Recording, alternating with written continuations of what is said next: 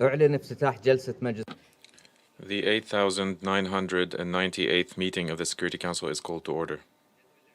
The provisional agenda for this meeting is threats to international peace and security. The agenda is adopted.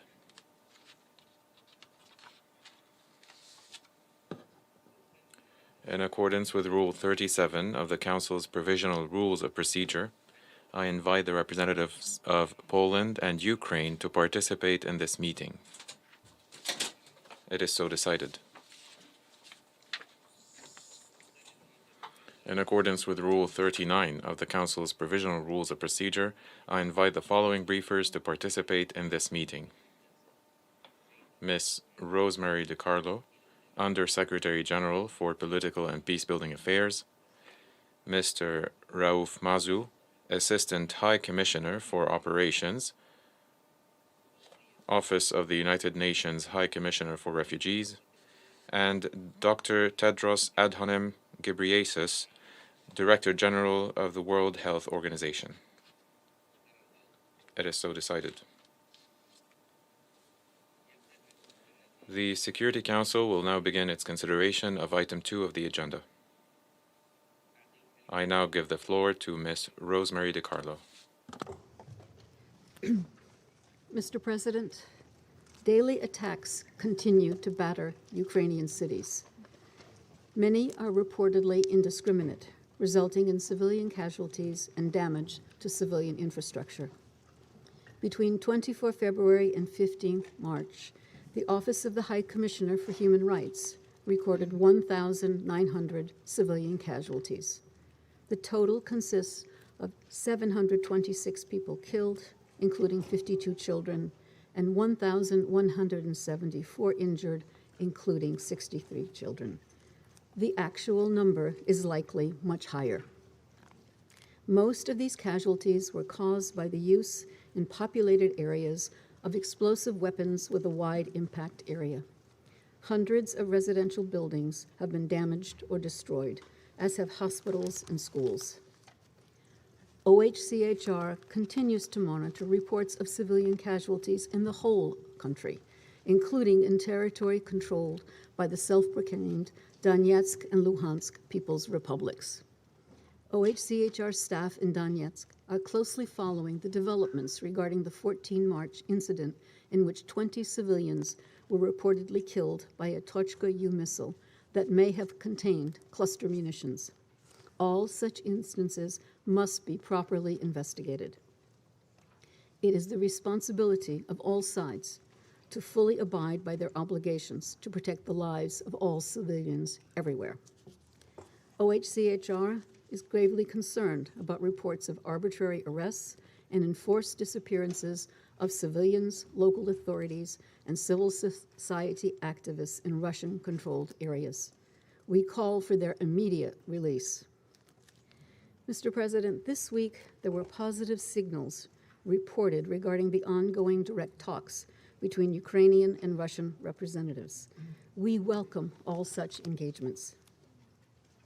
However, we note that these signals have so far not translated into the cessation of hostilities that is so desperately needed. The situation in the southeastern port city of Mariupol is particularly alarming. Many of the Mariupol residents who have not been able to safely evacuate lack food, water, electricity, and medical care. Uncollected corpses lie on city streets. Yesterday's strike on the Mariupol theater, which reportedly served as a bomb shelter for displaced civilians, adds to the list of attacks against civilian structures.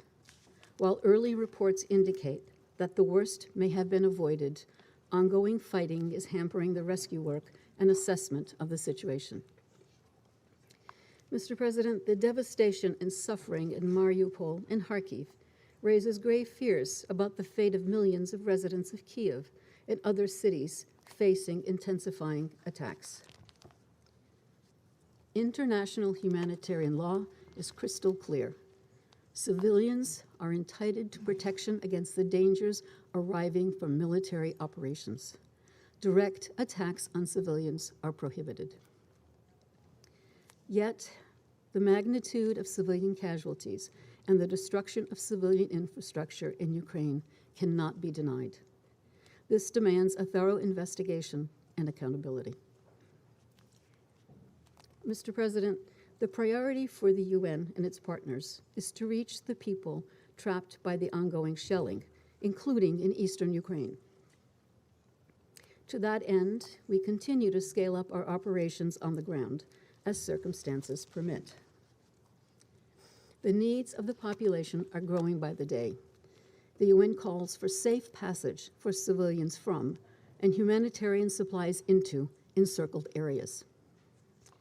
We are grateful to neighboring governments for their generosity in receiving refugees and enabling the provision of assistance to Ukraine.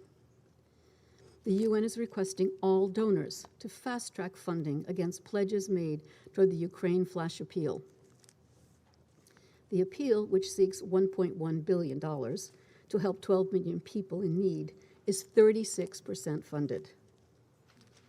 Mr. President, UNDP projects that 90% of the Ukrainian population could be facing poverty and extreme economic vulnerability should the war continue, setting the country and the region back decades and leaving deep social and economic scars. As the Secretary General highlighted, dangerous ripple effects of the conflict are already being felt across the globe. Russia and Ukraine represent more than half of the world's supply of sunflower oil and 30% of the world's wheat. Food, fuel, and fertilizer prices are skyrocketing. Supply chains are being disrupted. All of this is hitting the poorest the hardest and potentially creating instability around the globe. The Secretary General announced on 14 March the establishment of a global crisis response group on food, energy, and finance to lead an effort with member states to deal with the complex fallout of the war. The Deputy Secretary General will lead an interagency steering committee with partners to oversee this effort. Mr. President, the Secretary General welcomes all ongoing diplomatic contacts. He remains actively engaged with leaders who are trying to bring about an end to this war.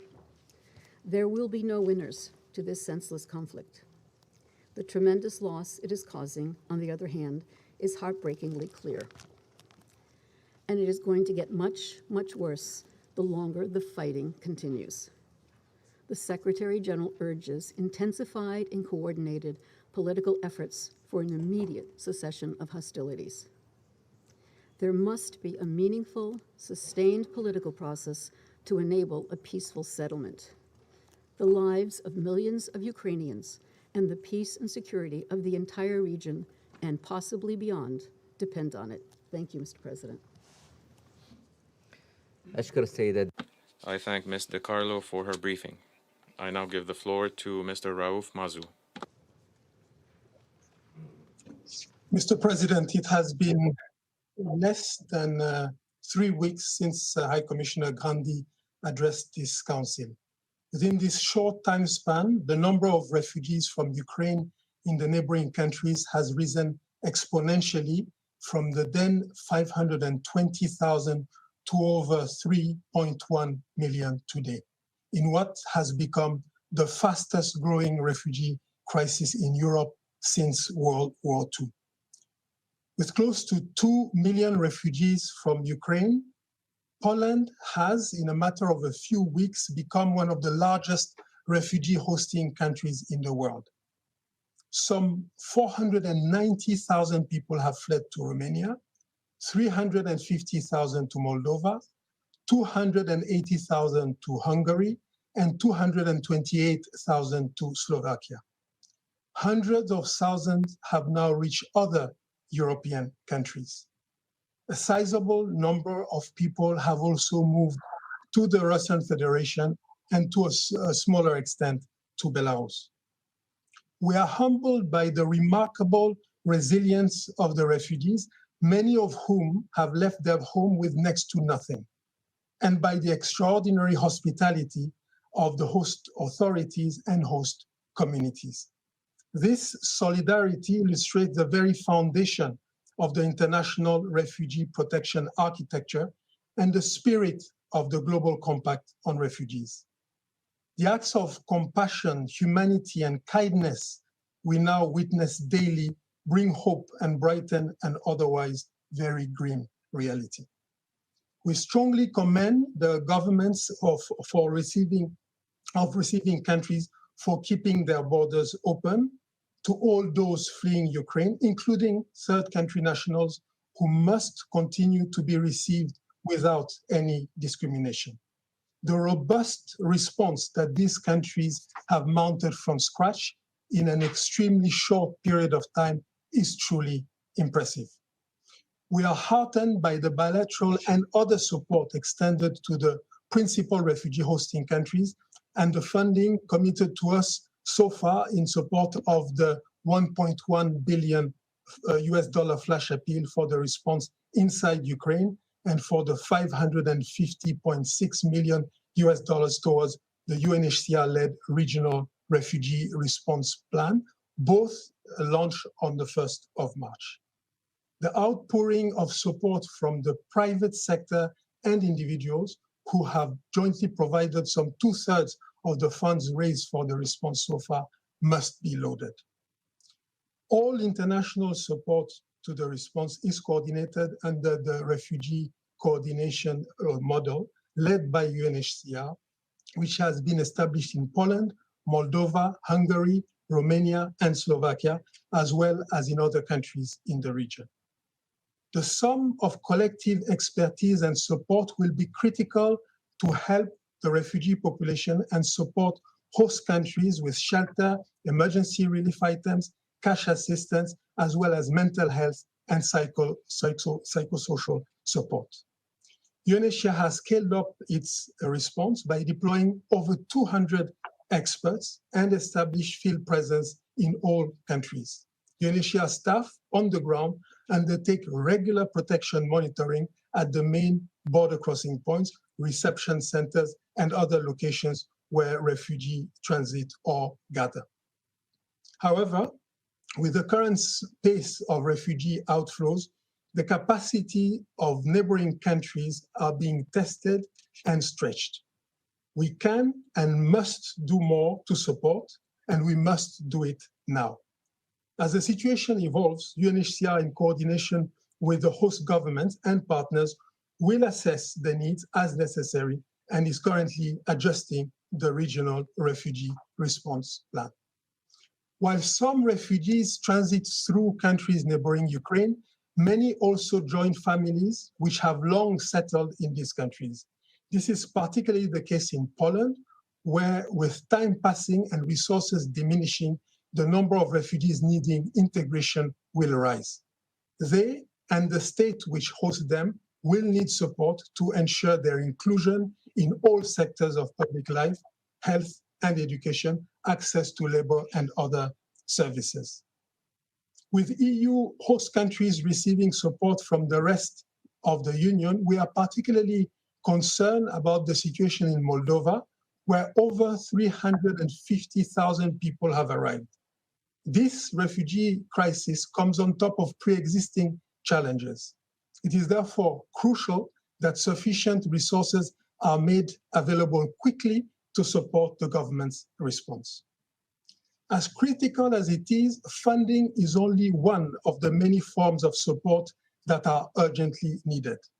We commend the recent launch of the EU Solidarity Platform, designed to ease the pressure on the countries neighboring Ukraine through transfers of vulnerable refugees to the other EU member states. We are grateful to those member states that have already made concrete pledges to transfer refugees from Moldova and encourage others to join this initiative, which constitutes a remarkable and innovative example of responsibility sharing in line with the key tenets of the Global Compact on Refugees.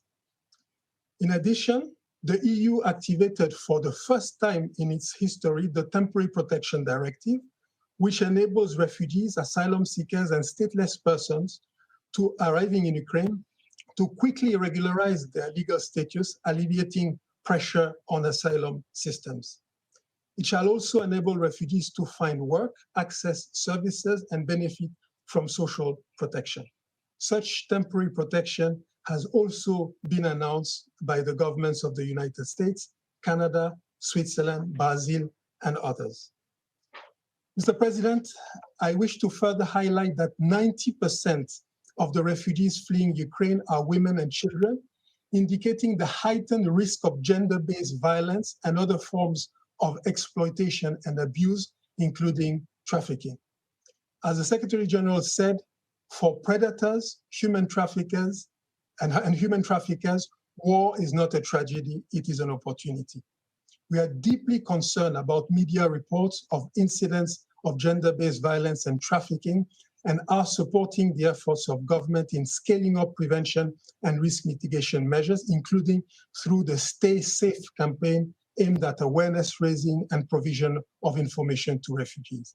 As part of UNHCR's leading role in coordinating the UN refugee response, we have also deployed experts in PSEA coordinators to support the government's response in several refugee hosting countries. Mr. President, since the early days of this crisis, UNHCR committed to stay and deliver in Ukraine, and this is what we have done. Allow me to take this opportunity to express our deepest gratitude and admiration for our colleagues who have remained in Ukraine, but also to the whole humanitarian community. We believe that at least 2 million people have been forced to flee within Ukraine. Close to 13 million people have been affected in the hardest hit area, hardest hit by the war in Ukraine. Many people remain trapped in areas of escalating conflict and, with essential services disrupted, are unable to meet even the most basic of their needs. In many locations, such as Mariupol, residents face a critical and potentially fatal shortage of food, water, and medicines. People living with disability or serious medical condition are particularly impacted. UNHCR is closely tracking negotiation for safe passage and is preparing to send humanitarian supplies as soon as conditions allow.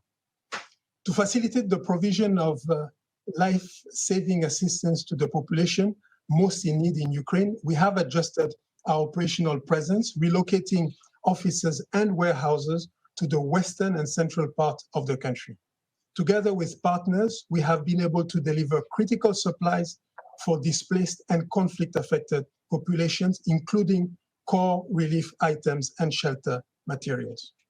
We're working closely with local authorities to establish and expand reception capacity in main locations where internally displaced people arrive. We coordinate the provision of key protection services such as legal aid, social accompaniment, psychosocial support, child protection, and gender-based violence case management. Where conditions allow, we distribute multi-purpose cash to help people make choices best suited to their needs. Flexible forms of assistance are crucial, as are innovative approaches. Despite all efforts, we are unable to respond to the sheer scale of the rapidly growing needs of the Ukrainian people and systematically deliver the much needed life-saving assistance. We cannot overemphasize the urgent call repeatedly made by the Secretary General, USG DiCarlo, ERC Griffiths. Civilians and civilian infrastructure must be protected. International humanitarian law must be upheld, and safe passage for civilians in any direction they choose must be enabled. Safe humanitarian access to those in need and unhindered delivery of aid, including through a functioning humanitarian notification system, remains of paramount importance. Mr. President, in conclusion, allow me to paraphrase High Commissioner Grandi, who is today in Tajikistan after having left Afghanistan yesterday. On numerous occasions, he stressed that as we respond to the crisis in Ukraine, we cannot abandon or forget other recent and protracted humanitarian crises in many regions of Africa, Latin America, Asia, and the Middle East. Thank you. أشكر السيد I thank Mr. Mazu for his briefing. I now give the floor to Dr. Tedros Adhanom Ghebreyesus.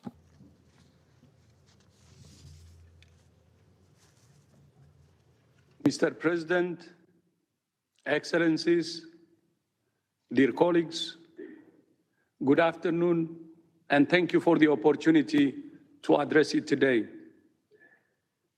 The war in Ukraine is having a devastating consequence for the health of Ukraine's people, consequences that will reverberate for years or decades to come.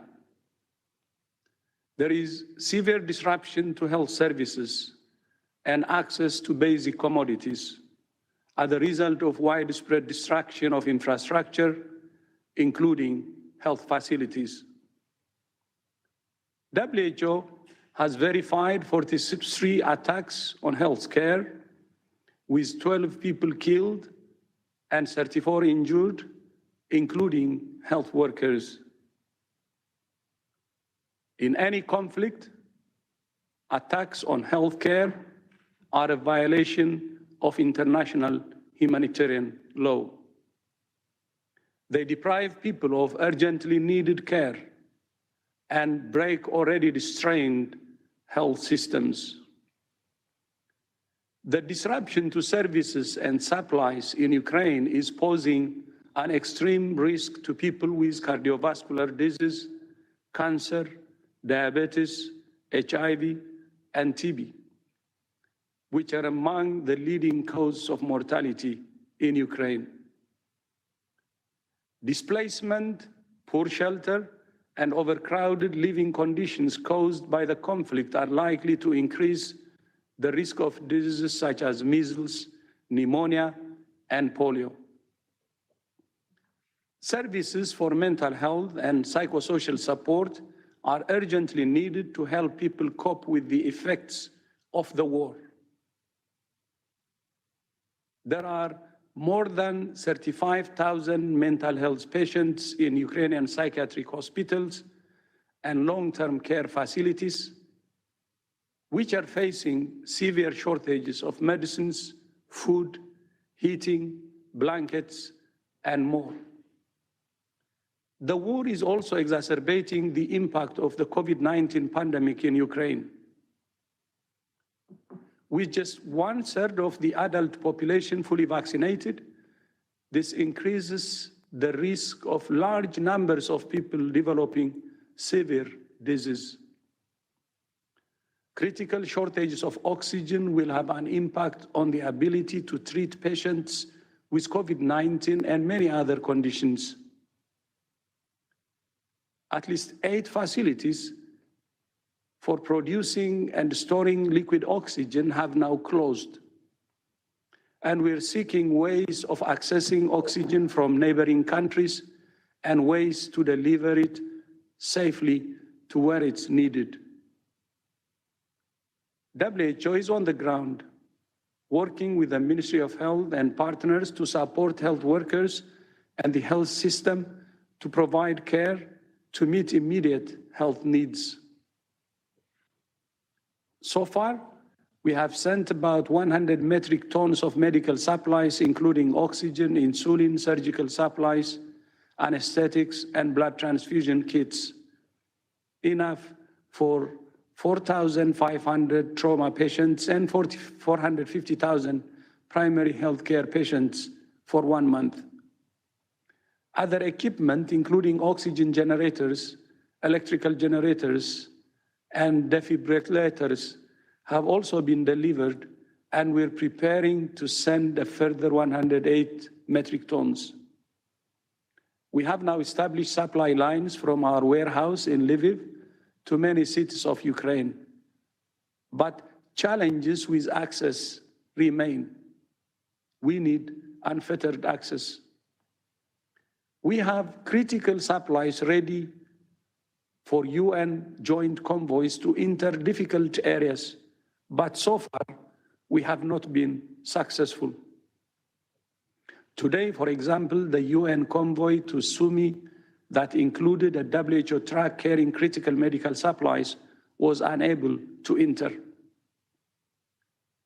Loads ready for Mariupol remain in staging areas and cannot proceed. Access to this and other areas is now critical. To support Ukraine's health system, WHO is coordinating the deployment of 20 emergency medical teams consisting of experts from many countries to deliver care across a range of disciplines in Ukraine and neighboring countries, which have been generous in welcoming refugees but are struggling to meet their needs, as my colleagues earlier said. Those needs are immense and include continuity of care for basic illnesses, as well as more complex issues like cancer and renal dialysis, maternal and child health, HIV and TB, sexual and reproductive health, and mental health. Refugees and many of those who remain in Ukraine are already very vulnerable, especially women and girls. Protecting them from abuse and exploitation of all kinds must be a top priority for hosting governments and for all international organizations. Mr. President, today I have 3 urgent requests. First, we urge the Security Council to work for an immediate ceasefire and a political solution. Prolonged conflict is in nobody's interest and will only prolong the suffering of the most vulnerable. The life-saving medicine we need right now is peace. Second, we urge all donors to support the response to humanitarian needs in Ukraine and neighboring countries, which are immense and escalating every day. Thanks to donors who front-loaded WHO's contingency fund for emergencies, we were able to respond immediately, deploying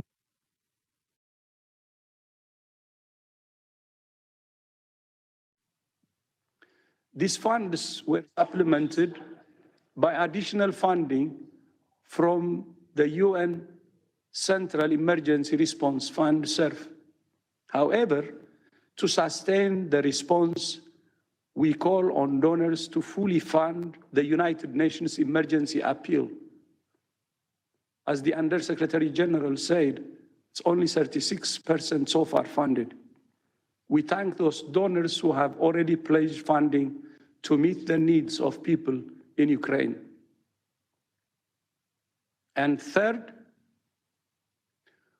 although Ukraine is rightly the focus of the world's attention, I urge you not to lose sight of the many other crises in which people are suffering.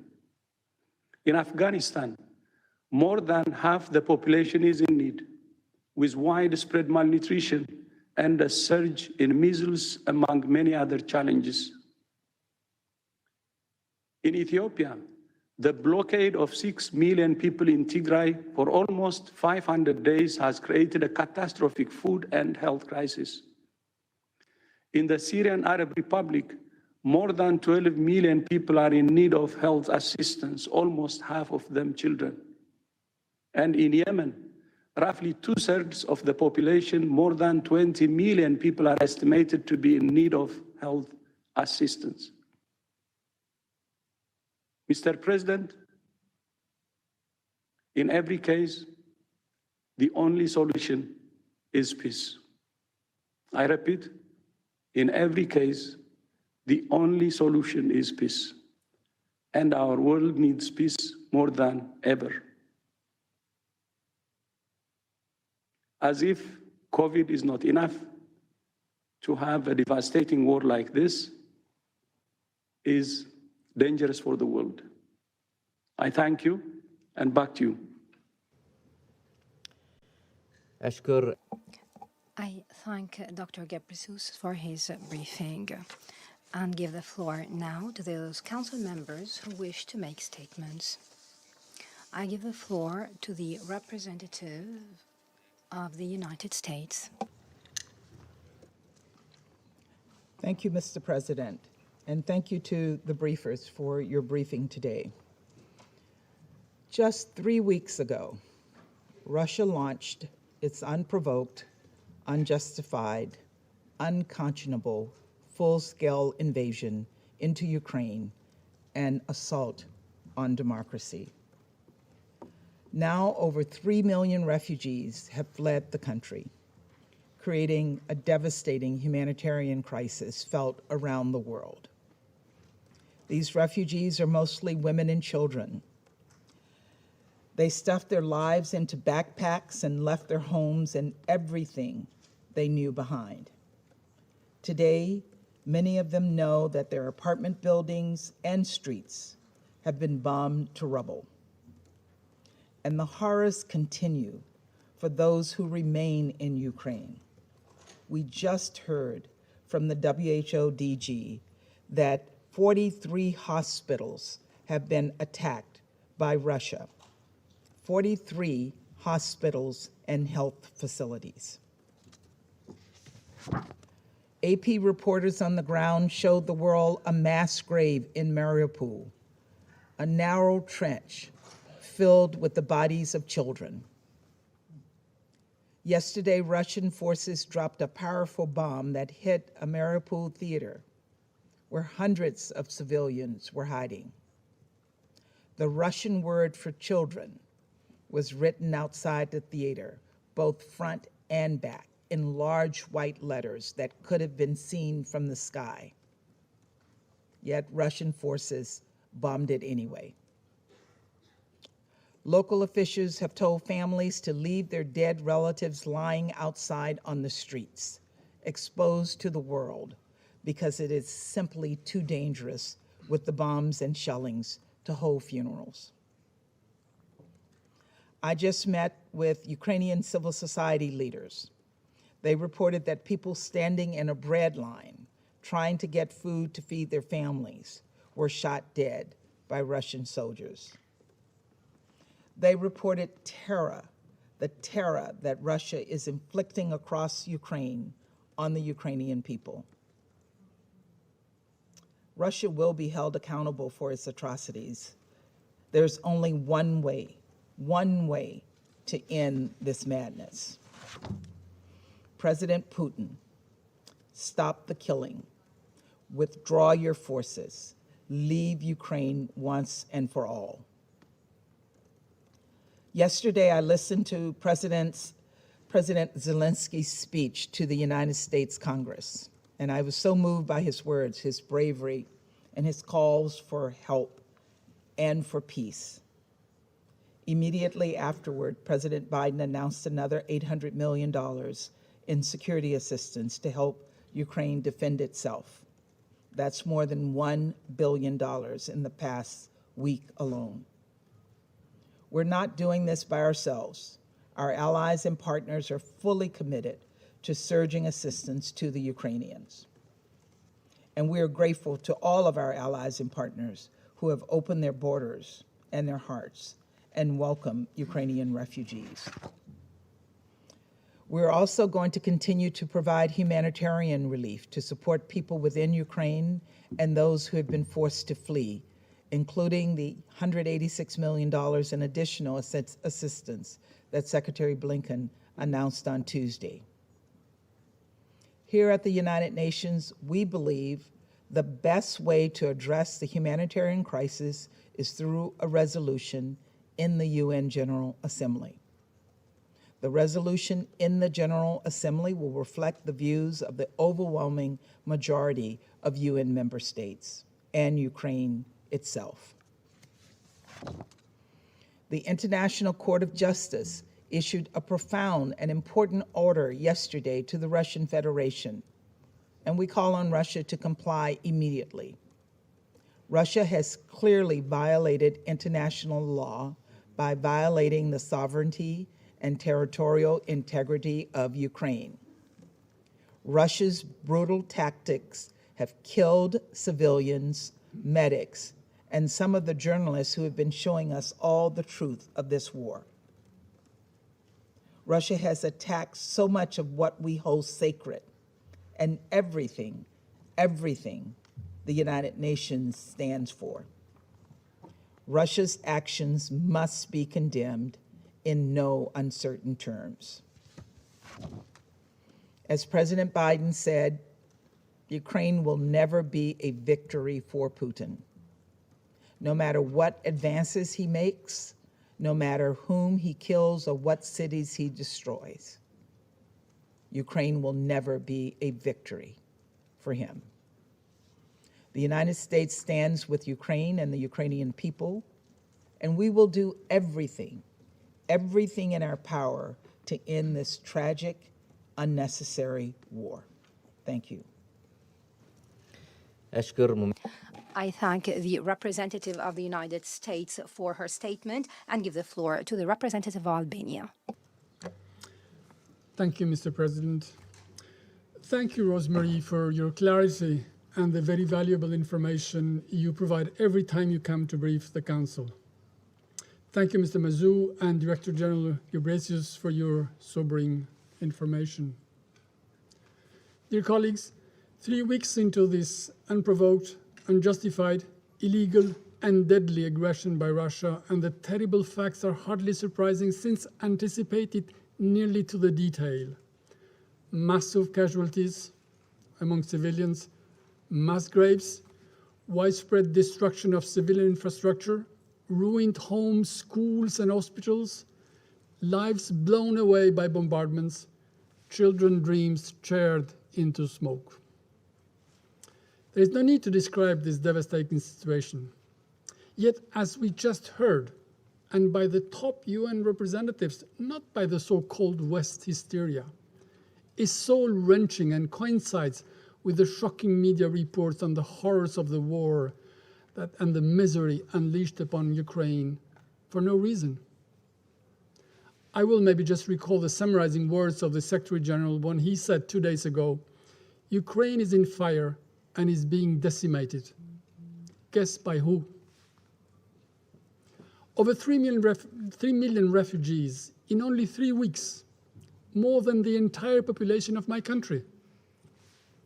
Some 2 million people displaced internally, 12 million people affected in the areas hardest hit by the war. UNICEF has evidence that since the start of the war, forced by this brutal aggression, every second a child has crossed the border of Ukraine. SRSG Patton warns that abuse, risks of sexual and gender-based violence, as well as trafficking, continue to mount amid wide-scale displacement. Several appeals for humanitarian corridors to evacuate civilians went unheeded. Many people remain trapped in areas of conflict and with essential services disrupted are unable to meet their basic needs, including food, water, and medicine. For the estimated hundreds of thousands who remain, there is simply nowhere to go. They can be killed even for queuing for bread, as it happened. This is the angry and the true face of the Russian aggression. Mr. President, the director of WHO that we just heard confirmed that there have been 33 attacks on Ukrainian healthcare facilities, infrastructure, and workers since the beginning of the invasion, otherwise 2 every day. There are, unfortunately, nearly a dozen conflicts in the world today. Out of 89 attacks on health system around the world this year so far, 33 have been only in Ukraine. Therefore, attacking healthcare facilities and workers is becoming a tactic of war in Ukraine. Nothing is being spared. First, there was this maternity ward in Mariupol. Then there was a mosque. Yesterday, Russians bombed the drama theater in Mariupol, a shelter for nearly 1,000 citizens who were not able to flee the city. And as it was mentioned, the word children in large Russian script was painted on the ground outside the theater. Everything must be bombed. Despite this grueling picture, the main news is not just what I said. The main news is that Ukraine is holding on, that Ukraine is resisting, that Ukraine is winning and Russia is deep in the mud. On the ground, morally, legally, and internationally.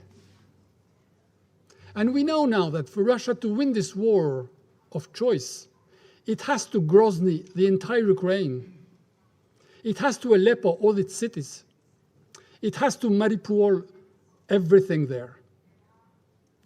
And even after that, we will be told here again that it's not their fault. C'est la faute à Voltaire. Mr. President, Ukraine won yesterday the first legal victory at the International Court of Justice. ICJ, the guardian of international law, ruled that there was no evidence to support Russian claims that Ukraine was committing genocide in the Luhansk and Donetsk. The court called for immediate suspension of any kind of military operations by Russia and entities, organizations, or persons under its control. So the question is, will Russia respect the court's order, or will it unplug and cancel itself completely, entirely, from the international law? Mr. President, beyond the human toll, the infrastructure and residential deliberate destructions and large-scale humanitarian crisis, there is another major crisis, the economic impact of the aggression. UNDP has warned that every day of delayed peace will accelerate a free fall into poverty in Ukraine. UNDP again projected yesterday that 90% of the Ukrainian population could be facing poverty and extreme economic vulnerability should the war deepen. In the event of a continuing protracted war in Ukraine, almost 1/3 of the population will fall below the poverty line, and a further 62% will be at extreme risk of falling into poverty within the next 12 months. It warned, again the UNDP, that 18 years of social economic achievement could be lost. And this would set the country, an entire region, back decades, leaving deep social and economic scars for generations to come. Who in this room or outside it believes then a single word from Russia about SDGs, about Agenda 2030, because these terrible effects will not only be felt in Ukraine, but in the entire world? Mr. President, Russia has proposed a text for a humanitarian resolution. We think it is wrong. It is worst. It's a mockery of proportions, a move worth of the Guinness record of hypocrisy. Russia cannot shoot first and then come disguised as a doctor. The only way to minimize humanitarian consequences for the Ukrainian population is simple. Russia has to stop the war, withdraw its troops, and go home.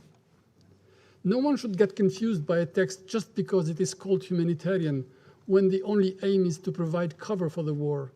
So colleagues, don't fall for the new clothes of the emperor. The Russian aggression is naked out there. Thank you. I thank the representative of Albania and give the floor to the representative of the UK. Thank you, Mr. President, and I join others in thanking our briefers today as well. As we've heard, it's 3 weeks since we met in this chamber to make one final effort to avert a Russian invasion of Ukraine. It's 3 weeks since we were interrupted by the news that President Putin had abandoned diplomacy and chosen war. These have been 3 devastatingly long weeks for the people of Ukraine, for the 3 million people who have fled, and for those who have stayed. As we heard from the UN, Russian forces are laying siege to populated cities and towns and indiscriminately shelling residential areas with high-impact weaponry, including cluster munitions. 43 healthcare facilities, including a maternity hospital, have been attacked, killing the most vulnerable and depriving civilians of access to medical assistance. And President Putin's war is causing suffering well beyond Ukraine's borders. Thousands of students, many from nations around this table, have been caught up in the violence. The war is spiking food and energy prices, bringing further pain to countries in the developing world already suffering from the impact of COVID and famine and conflict and climate. Millions of refugees have been taken in by countries across Europe. Mr. President, colleagues, 3 weeks since the start of Russia's invasion, one point should be clear in our minds. This is an unprovoked war of aggression waged by Russia. Russia is responsible for the suffering it has inflicted on Ukraine and beyond. Russia alone can end this war. 141 UN member states have unequivocally condemned Russia's illegal invasion.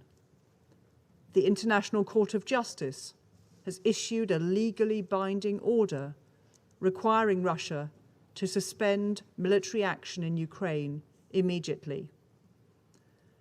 This week, perversely, Russia tabled a resolution that, among other things, called for the protection of civilians, including women and children.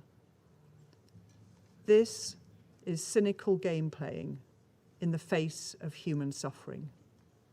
Just yesterday, in Mariupol, Russian forces reportedly targeted civilians taking cover from the onslaught, despite the word children written on the ground where they sheltered. If Russia really wanted to protect women and children, it would withdraw its troops from Ukraine and end this illegal invasion today. Thank you, Mr. President. I thank the representative of the UK for her statement.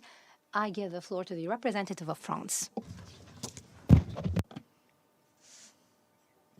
Mr. President, I thank the Undersecretary General for Political Affairs, the Assistant High Commissioner for Refugees, and the Director General of the WHO for their briefings. These briefings reveal, with the impartiality and the rigor that the United Nations is known for in its work, the reality of this war that has been waged for 3 weeks now by the Russian Federation.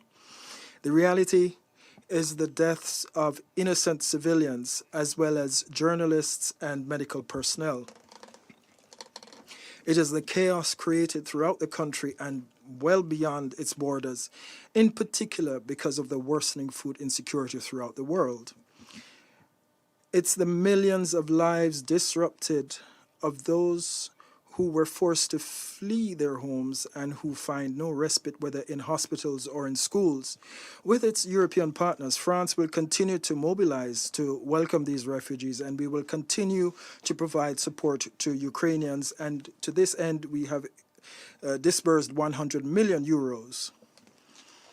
France calls on Russia to immediately cease its bloody war and to comply with the International Court of Justice's order issued yesterday. We condemn in the strongest terms the siege against Ukrainian cities and the indiscriminate bombings targeting civilian populations. We call on Russia to abide by international humanitarian law to protect civilians and civilian infrastructure and to allow safe and unfettered delivery of humanitarian assistance. Attacks against hospitals rise to the level of war crimes, and we also condemn the targeting of journalists, and we recall the obligation of armed forces to protect them. We are particularly concerned at reports of Russia's use of cluster munitions.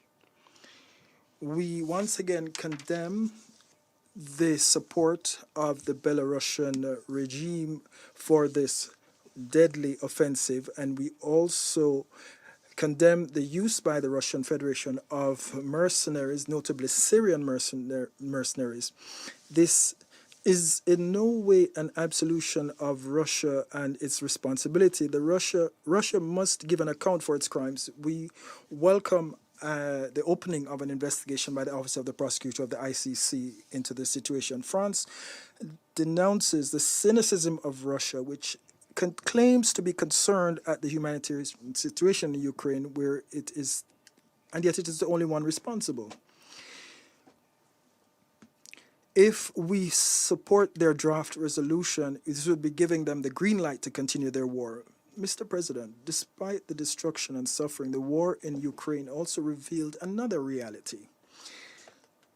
The people of Ukraine are showing admirable resistance, and we welcome their courage and the courage of their authorities.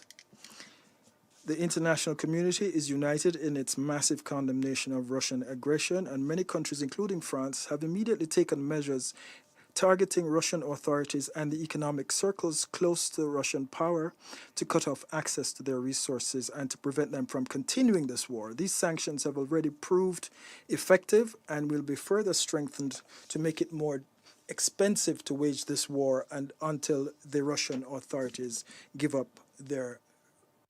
I thank the representative of France for his statement. I give the floor to the representative of Ireland. Thank you, President. I also would like to thank Under Secretary General DiCarlo, Assistant High Commissioner Mazou, and Director General Dr. Tedros for their very sobering briefings.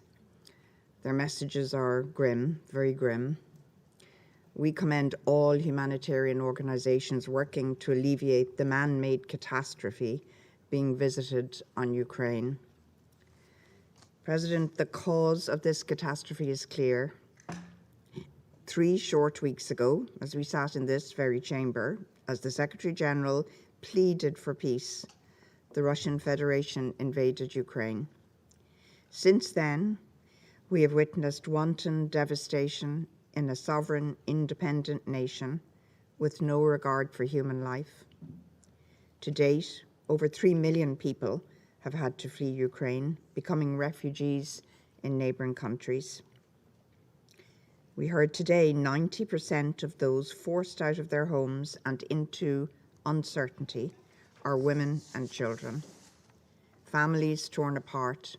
At least 2 million people are internally displaced, increasingly vulnerable and in need of immediate support. Ordinary people traumatized by a cruel and reckless war. Women and girls face heightened risk of being subjected to sexual and gender-based violence, including rape and trafficking. Their right to protection is being ignored. The destruction of the basic services all of us here at this table take for granted, food, water, sanitary systems, health and education, is having a devastating effect in Ukraine. Civilian casualties, we know, are in the thousands. Irish journalist Pierre Sachevsky was tragically killed alongside Ukrainian journalist Sasha Kushnova. They were both working to shine a light on Ukraine's plight. Our thoughts are with their families and every grieving and suffering Ukrainian family. Courageous journalists are showing the horrific impact of Russian aggression. I salute the free media putting their lives on the line to show us the truth. The humanitarian impact of this war is being felt around the world. It will affect the food security of countries heavily reliant on Ukrainian agricultural products, including in Africa, Asia, and the Middle East. It will cause severe harm far beyond the borders of Ukraine. President, I find it a damning indictment that this Council has to plead with the Russian Federation not to deprive civilian populations of food and water, not to deny them the basic infrastructure they need for daily existence, for survival. It's a damning indictment that we in this Council have not been able to speak with a united voice to save innocent lives in this war. President, the images from a besieged Mariupol are shocking. We see once again that urban warfare takes the heaviest toll on civilians. We deplore the targeting of healthcare facilities, doctors taken hostage, life-saving care interfered with by military forces. Last week's attack by Russian forces on a maternity hospital in Mariupol plumbed new depths, resulting in the death of a mother and her newborn baby, a baby that never had a chance. We have to ask how many more. The residents of Mariupol are now melting snow or siphoning water from heating systems to quench their thirst. They're cutting down trees for firewood for cooking and to stay warm in freezing night temperatures. The city's supermarkets emptied because the basic necessities of life cannot be safely brought into the city. It is chilling to think that the suffering forced on Mariupol may be visited on other Ukrainian cities. There can be no justification for this brutal aggression. It should never have been perpetrated. It must be stopped. Ireland calls on the Russian Federation to comply with its obligations to protect civilian healthcare facilities and medical and humanitarian personnel. It must facilitate the safe passage and unhindered delivery of humanitarian assistance, including medical and food supplies. Whatever is agreed or not agreed on humanitarian corridors or other measures, civilians and civilian infrastructure must be protected under international humanitarian law. This applies both to those who choose to leave and those who choose to remain. Surely, the most basic respect for human life must mean something to the aggressor even now. Let's be clear, the provision of humanitarian assistance is not dependent on a ceasefire. It is dependent on those bombing cities doing the right thing in accordance with their obligations. President, attacks directed against civilians and civilian objects, indiscriminate attacks and disproportionate attacks are all prohibited under international humanitarian law. Ireland remains gravely concerned by the humanitarian harm arising from use of explosive weapons in populated areas in Ukraine. There have been reports of the use of cluster munitions and thermobaric weapons by Russian military forces. These weapons cause mass casualties. They pose great risk for civilians when deployed in urban areas, including long after fighting has ceased. Their use is unconscionable. Equally, any use of white phosphorus against civilians or civilian infrastructure is abhorrent and contrary to international law. President, not only is Russia's war in Ukraine morally wrong, it is illegal. Yesterday, in granting Ukraine's request for provisional measures against the Russian Federation, the International Court of Justice was clear, it was emphatic. Russia must immediately suspend the military operations in Ukraine. In light of the court's decision, which is binding on the Russian Federation, which it cannot ignore, Ireland once again calls on the Russian Federation to comply with its obligations under international law and immediately end its aggression, unconditionally withdraw its forces from the entire territory of Ukraine, and refrain from further threat or use of force of any kind against Ukraine or any other member state. President, colleagues, for 3 long weeks, diplomacy has proved unavailing. For 3 long weeks, the world has watched this war with horror. Yet, we believe there is still a chance for peace. We urge the Russian Federation to do the right thing and commit to the diplomatic path in good faith.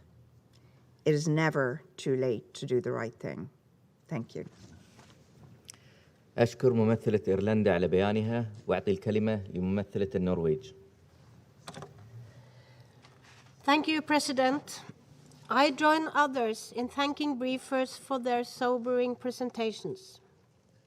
3 weeks ago, Russia launched its military aggression and invaded Ukraine. And since the start of the war, a Ukrainian child has become a refugee almost every second. Over 3 million civilians have crossed the borders into neighboring countries seeking protection, and over 2 million people are displaced inside Ukraine. They are fleeing from the horrors of Russia's unjust and illegal war against Ukraine, from the destructive power of one of the world's biggest war machines, from Russia's shelling of homes, schools, and hospitals, from Russia's indiscriminate use of explosive weapons and their deplorable use of cluster bombs, weapons that destroy cities, killing civilians even while they are fleeing or hiding. The human suffering is unacceptable. We encourage countries to keep their borders open to all those seeking safety outside Ukraine without discrimination. And we commend the generosity of the neighboring countries and their solidarity with those fleeing the war. Many of those fleeing are in a vulnerable situation, as we heard from Dr. Tedros, at risk of sexual and gender-based violence, trafficking, and other forms of exploitation. Traumatized children and adults in need of mental and psychosocial support. We encourage the humanitarian organization to give priority to these issues in their response. President, civilians must be protected at all times, and humanitarian and medical workers must also be protected and allowed safe, rapid, and unhindered access to people in need. The protection of civilians and humanitarian access are not a matter of choice. They are legal obligation under international humanitarian law, obligation which must be respected. And those responsible for violation must be held accountable. President, Russia's war is causing despair and suffering with global implication. Russia is responsible for the increased food prices and higher risk of food insecurity that many countries now face. Russia's war against Ukraine will further exacerbate humanitarian crisis, death, and disaster for people across continents. Russia, and Russia alone, bears the sole responsibility for the war and humanitarian crisis. Russia must stop its military aggression against Ukraine. Russia must comply with the order by the International Court of Justice to immediately suspend its military operation in Ukraine. If Russia cares about the humanitarian suffering this war is causing, then Russia should stop its senseless and illegal war. The Russian draft resolution has no credibility. It will not stop the war and the suffering. We echo the call of the Secretary General that political dialogue, negotiation, and mediation are the only way forward. We need to see genuine talks that translate into concrete results on the ground, and they must be inclusive. We need to see women included meaningfully in all talks, negotiation, and mediation efforts. And for the sake of humanity, this war must stop. Thank you. أشكر ممثلة النرويج على بيانها وأعطي الكلمة لممثل. I thank the representative of Norway, and India has the floor.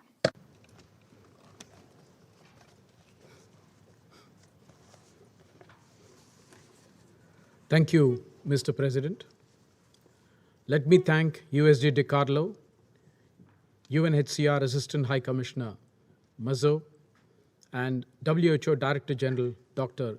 Ghebreyesus for their respective briefing on the security and humanitarian situation in Ukraine. India continues to remain deeply concerned at the ongoing situation, which has progressively deteriorated since the beginning of the hostilities. The conflict has resulted in death of civilians, displacement of thousands of people internally, an outflow of more than 3 million refugees to neighboring countries. The humanitarian situation has worsened, particularly in the conflict zones. There is an urgent need, therefore, to address the humanitarian needs of the affected population. In this regard, we support the initiatives of the UN and its agencies who have mobilized whatever is possible in the shortest possible time frame. We hope the international community will continue to respond positively to the humanitarian needs of the people of Ukraine, including through extending generous support to Secretary General's flash appeal and the Regional Refugee Response Plan on Ukraine. Keeping in view the dire humanitarian situation unfolding in Ukraine, India has already sent over 90 tons of humanitarian supplies to Ukraine and its neighbors as a part of the 9 separate tranches of humanitarian assistance delivered thus far. These supplies have included medicines and other essential relief material. We are in the process of identifying other such requirements and sending further supplies in the coming days. India has ensured the safe return of about 22,500 Indians from Ukraine. We have also assisted nationals from 18 other countries in that process. We are deeply appreciative of the facilitation rendered by the authorities of Ukraine and its neighboring countries in ensuring their safe return. Allow me to underscore that it is important that the humanitarian action is always guided by the principles of humanitarian assistance, which is humanity, neutrality, impartiality, and independence. These measures should not be politicized. We reiterate our call for immediate cessation of hostilities across Ukraine. Our Prime Minister has reiterated this on several occasions and called for immediate ceasefire and emphasized that there is no option but the path of dialogue and diplomacy. We stand ready to continue to engage on these objectives in the Security Council as well as with the parties in the coming days. We continue to underline the need to respect the UN Charter, international law, and the sovereignty and the territorial integrity of states. I thank you, Mr. President. أشكر ممثل الهند على بيانه. I thank the representative of India, and I now give the floor to the representative of Ghana. The representative of Ghana. Mr. President, I thank you for convening this meeting and also thank the distinguished briefers for the updated information on the prevailing humanitarian situation in Ukraine. I also welcome the participation in this meeting of the representatives of Poland and Ukraine. Mr. President, Ghana reiterates once more the call on the Russian Federation for an unconditional and immediate ceasefire and for the withdrawal of all its invading troops from the internationally recognized borders of Ukraine. The cessation of hostilities is critical to save lives and prevent further devastation to the Ukrainian people. It remains fundamental to addressing the worsening humanitarian situation. We remain deeply concerned about the military escalations and the disproportionate use of unconventional munitions in bombarding the cities and civilian populated areas of Ukraine, and we are disheartened by the trauma that the situation has caused, especially to the aged, women, and children.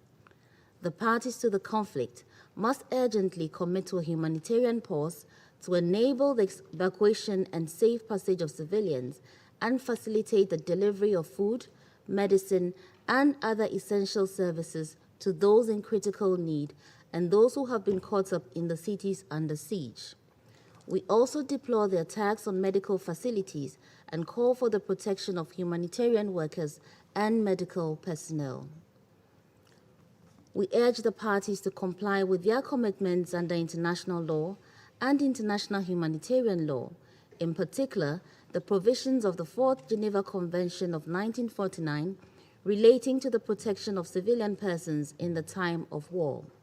We continue to urge the parties to accept the path of diplomacy and dialogue in resolving their security concerns. We believe that the good offices of the Secretary General should be leveraged to facilitate a peaceful resolution of the conflict.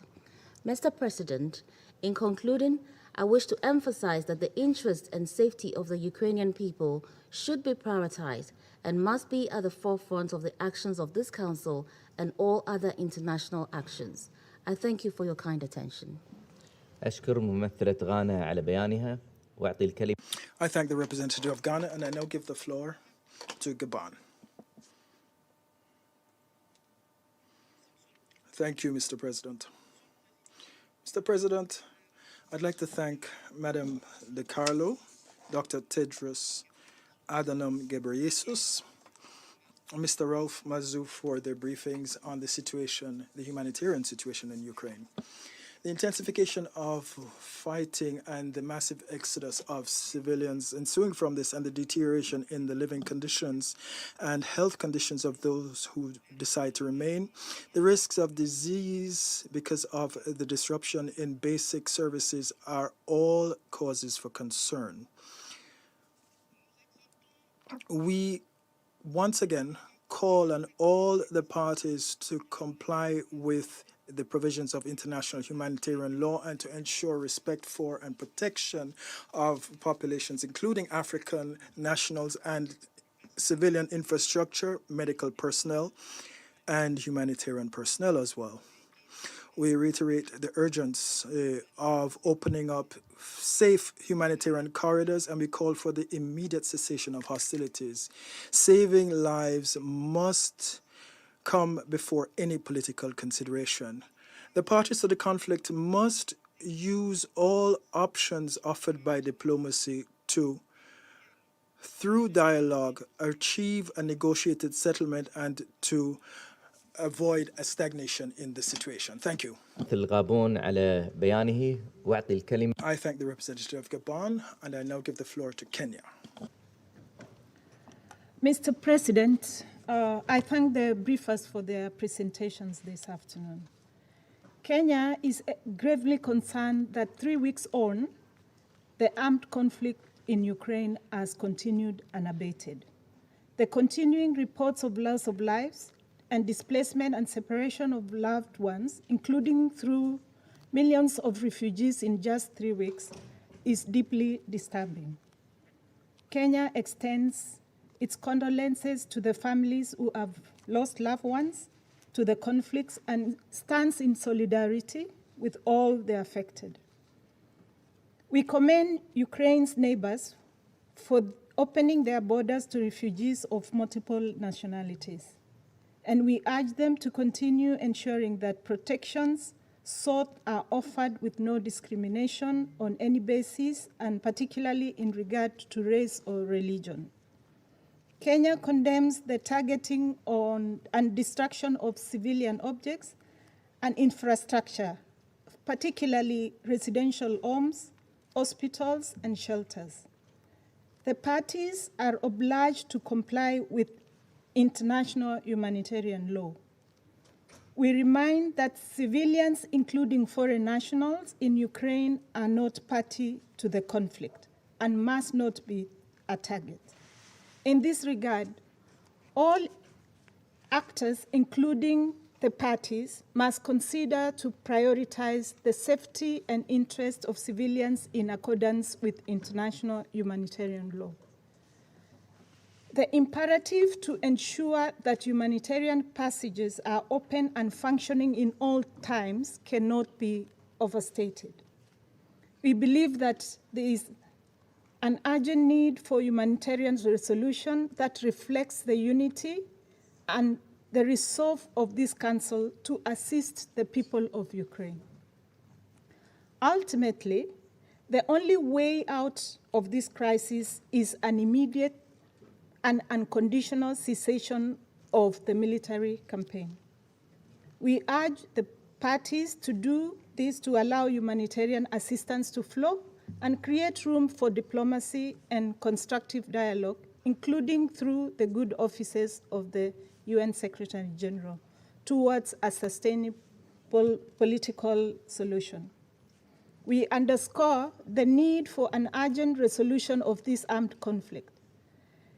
Its impact is already being felt through increased food prices, fertilizer, oil, and other essentials by multiple countries.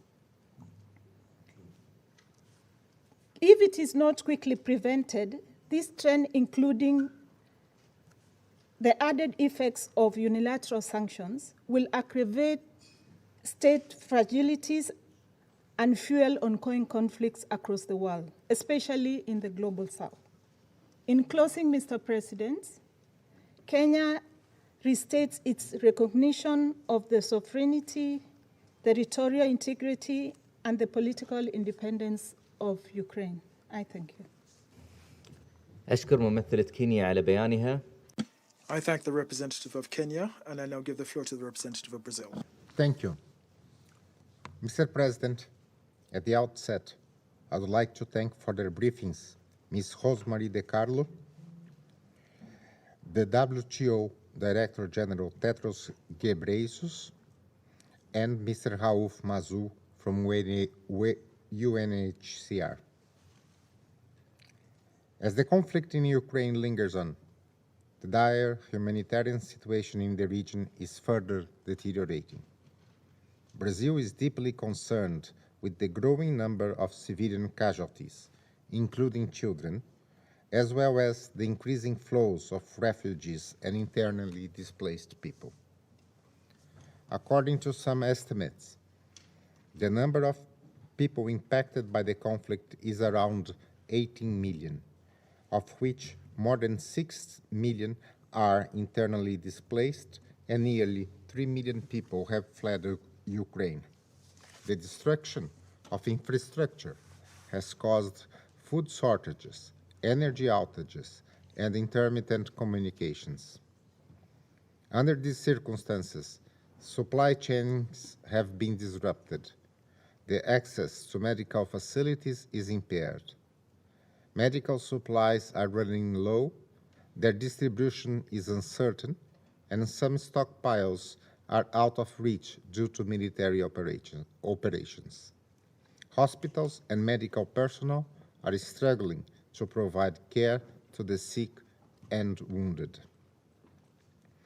In response to the most pressing needs for humanitarian assistance, the Brazilian government has sent last week a donation encompassing water purifiers, around 9 tons of foods, and half a ton of medical items, totaling approximately 20,000 items donated by the Brazilian Ministry of Health.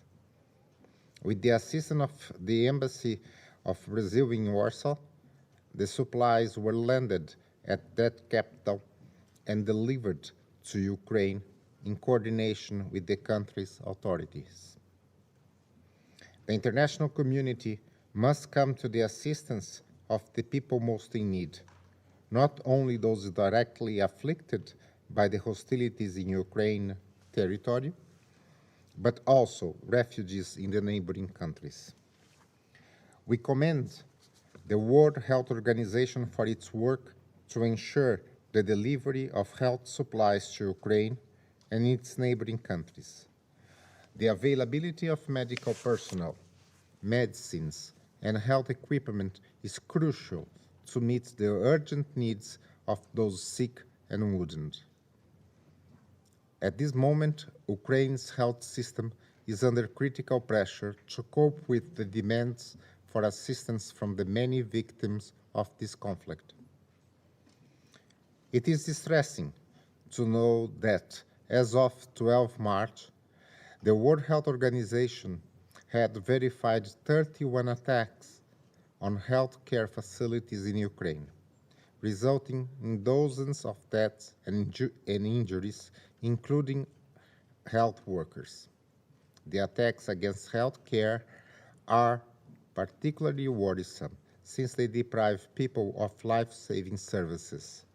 Attacks on healthcare are violations of international humanitarian law. We reiterate our position that the immediate cessation of hostilities in Ukraine is the main condition to guarantee the passage of civilians from conflagrated zones to safe areas. Moreover, only with a comprehensive and effective ceasefire, it would be allowed the rapid, safe, and unhindered access to humanitarian assistance to those in need. I thank you, Mr. President. أشكر ممثل البرازيل على بيانه.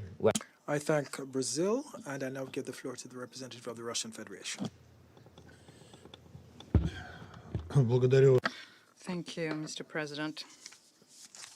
We listened very carefully to our briefers, and we share the concerns voiced by the UN on the humanitarian crisis, which is unfolding in a number of regions in Ukraine.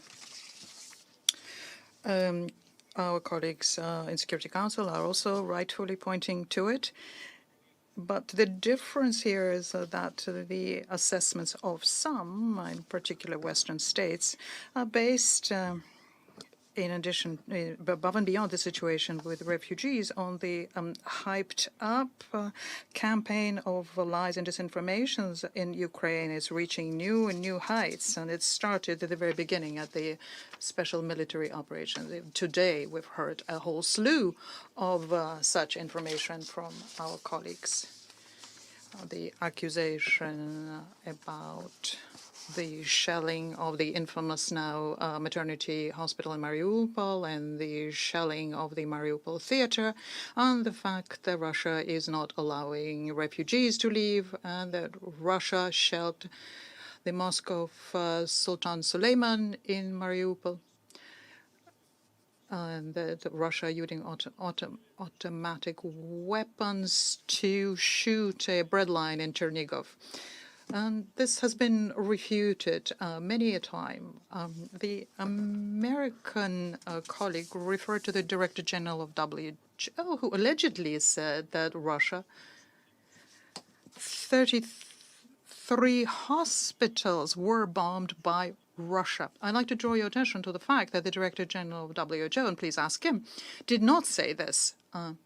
As far as we know, it is not within their rules to attribute who conducted a strike against a medical facility. Now, on the issue of the attribution, who is at fault when it comes to destroying medical facilities in Ukraine is something that we have many questions about, and we'll revert to that. Now, in Chernigov, the line in Chernigov, this has been refuted many a time ago. There are no Russian military in Chernigov. I think that this is the consequences of just distributing weapons to whoever wants to have them in Ukraine. During this time, in addition to other kinds of weaponry, 25,000 pieces of automatic weapons had been distributed to population at large.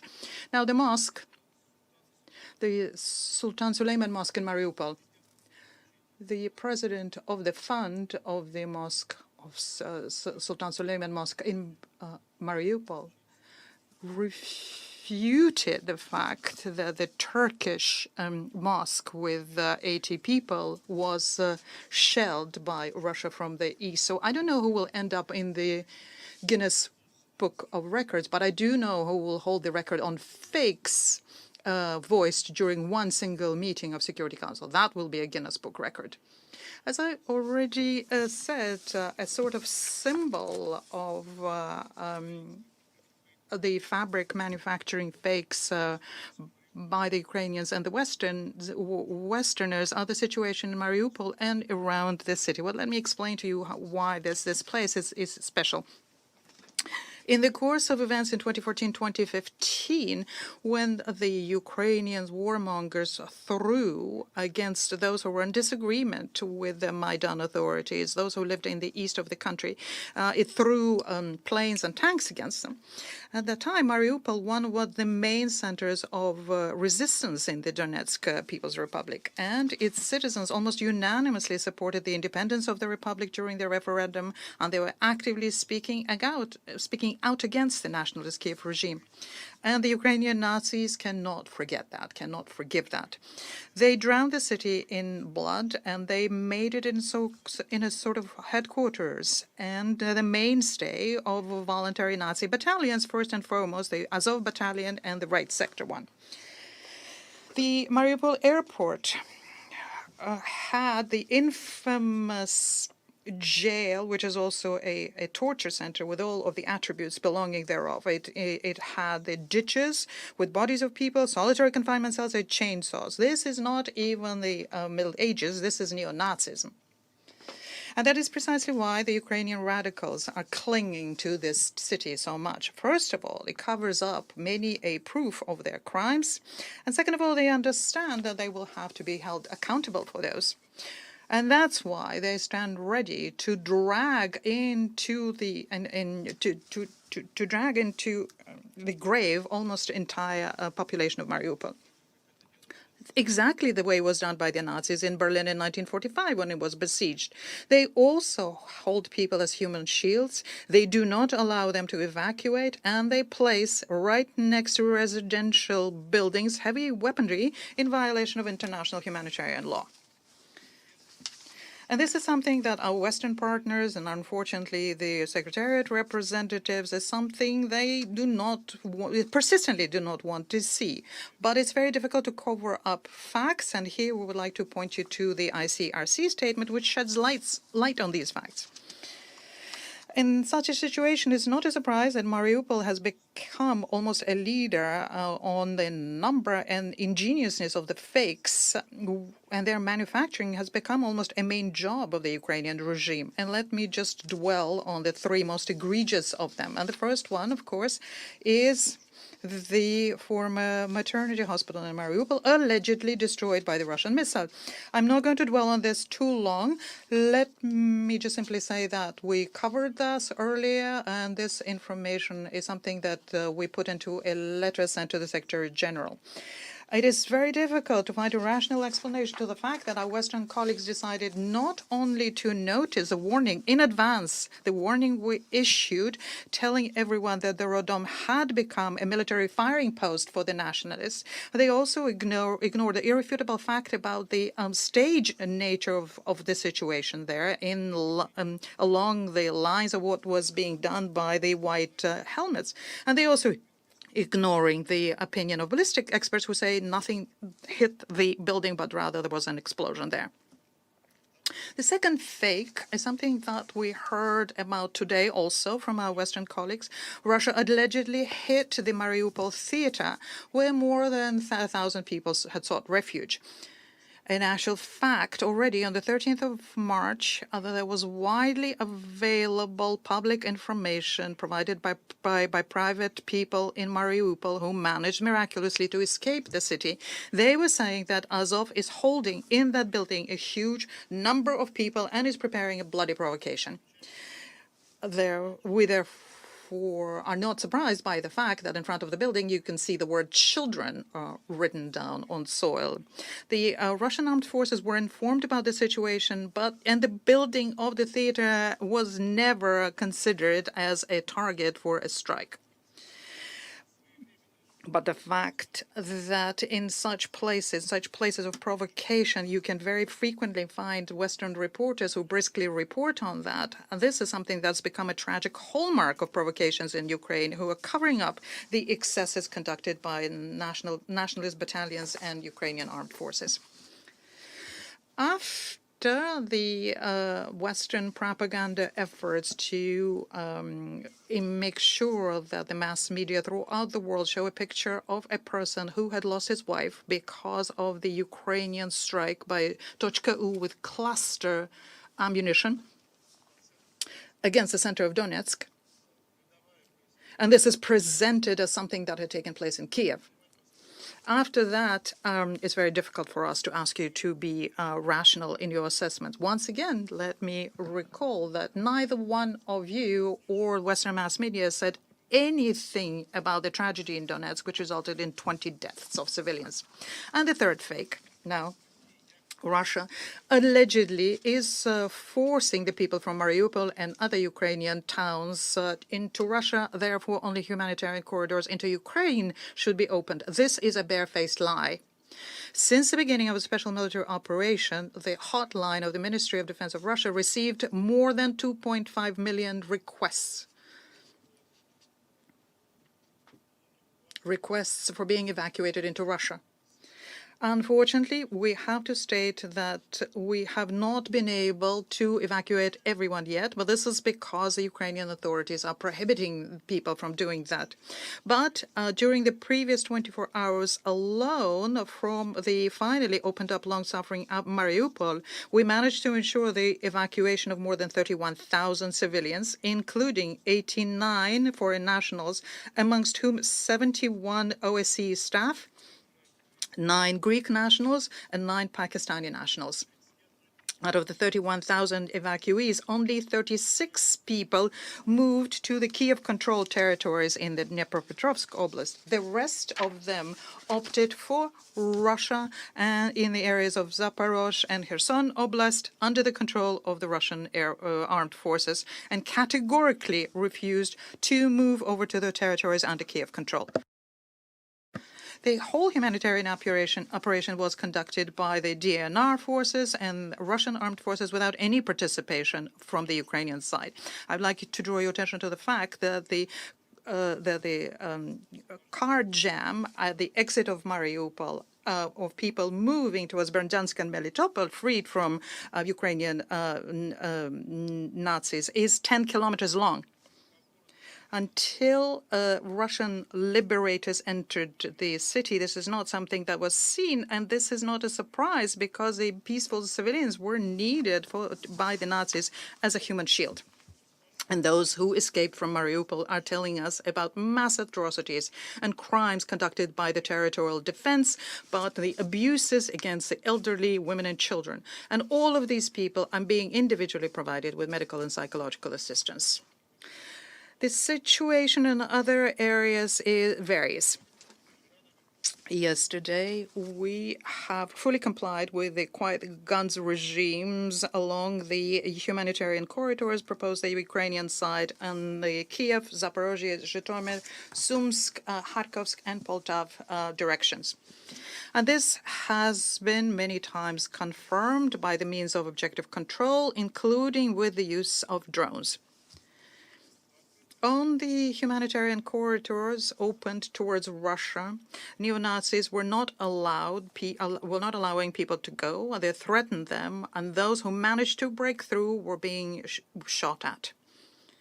Yesterday, in the Kharkov direction, once again, there was a column of buses full of refugees. They are moving along the humanitarian corridor towards Russia. It was being shelled. As a result, 4 people died and they're injured. But despite all of the difficulties and all of the impediments, during yesterday alone, without the participation of Kiev, we managed to evacuate from dangerous areas 12,440 people, out of them 2,242 children. Overall, since the beginning of a special military operation, already 271,000 people, out of them 58,000 children have been evacuated. They have crossed the border of Russia. And this includes 31,000 individual cars. And we stand ready to take even more. In the subjects of Russian Federation, we have more than 9.5 thousand points of temporary housing. In the liberated territories, we create all of the conditions to make sure that those who want to can accede to the humanitarian assistance, which remains in many places the only possible means of survival. The medicines, clothes, and food which are received from international organizations, in particular from ICRC, is something that the mayors of Ukrainian cities resell to local entrepreneurs. These facts have been reliably established in Zhytomyr, in Ivano-Frankivsk, in Vinnytsia, in Rovno, in Lutsk, in Dubna, in Vladimir-Volynski, and in Lvov. Hostages, basically hostages of the territorial defense battalions are 6,910 of foreign nationals from 22 states. Also, crews of 70 foreign ships are blocked in the seaports of Ukraine because there's a very high danger of mines, and this was created by Kievan authorities in their internal waters and territorial sea. And this also is related to the possible provocations by the Ukrainian armed forces from the shore. We continue sending humanitarian assistance to the needy in Ukraine. Mariupol alone received more than 450 tons of food, medicines, and basic necessities. Overall, starting with the 2nd of March, our emergency services and the Ministry of Defense supply to various regions of Ukraine, including Donbass, supplied about 3,000 tons of humanitarian cargo, including construction materials. Another issue here is that in a number of cases, the local administrations are threatening punishment to those who receive Russian humanitarian assistance. And against this, basically every day we see information from Western capitals that they are providing Kiev with yet another cargo of all kinds of weaponry. Yesterday, Washington announced that this week Ukraine will receive from them defense assistance to the amount of $1 billion. You are fueling this conflict, pouring oil into it. It is already clear now what kind of tragedy resulted from simply distributing light weapons to anyone who wanted them without any control. I wonder whether the Western taxpayers know about the risks of this weaponry ending up with the terrorist groups in Europe, portable air defense weapons, for example. Do you understand how dangerous it is to fuel the situation in Ukraine, how dangerous it is for your own security? Everyone has heard about the drone which landed in Croatia. It was full of explosives. It was not noticed, even though it crossed over several countries from the western point in Ukraine to Zagreb. That's more than 700 kilometers. Mr. President, we note with regret Ukraine has always was a pawn in the geopolitical struggle against Russia and remains such a pawn still. Western politicians couldn't care less about the suffering of the people in Donbass, including women, children, and the elderly. If this were not the case, we would not be now dealing with a salacious uproar surrounding the draft of humanitarian resolutions on Ukraine. After its draft was developed by France and Mexico, it stopped being humanitarian immediately and became full of political formulas which have nothing to do with humanitarian issues. As we were clearly told, the Western countries didn't need this project without them at all. In order to end up with an anti-Russian product, they are ready to push it forward, not in the Security Council, but in the General Assembly, ignoring the fact that this kind of document will help humanitarians nothing. And that is why Russia put forward its own draft containing within it everything that the humanitarians need. It does not contain political assessments. And this is not the kinds of assessment that you can find in other humanitarian resolutions either. And we open this document for the co-sponsorship by all UN members. But we are being told that the humanitarian resolution submitted by Russia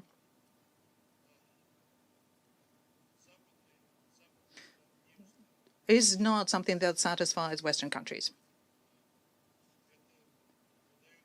And this shows the true goal of the sponsors of the first so-called humanitarian resolution of the Council. And that is true hypocrisy here. And cynicism. Another point of cynicism is that many colleagues from many delegations tell us about unprecedented pressure by Western partners that their arms are being twisted, including blackmail and threats. The United States and Albania has disseminated a letter in which members of the UN are appealed to refrain from sponsoring our resolution. We do understand how difficult it is for those countries to withstand this kind of onslaught. And therefore, we decided to, at this stage, not to ask for a vote on our draft, but we are not withdrawing the draft resolution. Instead, tomorrow morning, we will ask for an emergency meeting to discuss again the issue of U.S. biolaboratories in Ukraine using the new documents we obtained in the course of the special military operation. And right now, we are going to forward the letter on that to the Emirati presidency. I thank you. أشكر ممثل I thank the representative of the Russian Federation for his statement, and I give the floor to the representative of China. Thank you, Mr. President. Mr. President, I thank USG DiCarlo, Director General Ghebreyesus, and Assistant High Commissioner Mazu for their briefings just made. China is deeply worried about the worsening humanitarian situation in Ukraine and deplores the reported increase in civilian casualties and refugees. The pressing task now is to call for maximum restraint from all parties and to ensure safety and security of all civilians, including women and children, and meeting their basic humanitarian needs so as to prevent the occurrence of a larger-scale humanitarian crisis. China supports the work by the relevant parties in maintaining communication, ensuring safe and unimpeded humanitarian corridor, and further facilitating personnel evacuation and humanitarian assistance. The number of refugees and displaced persons caused by the conflict is still on the rise, bringing huge impact on Ukraine and the surrounding countries. China supports OCHA, UNHCR, and WHO, among others, in actively conducting operations and mobilizing the international community to assist all those in need.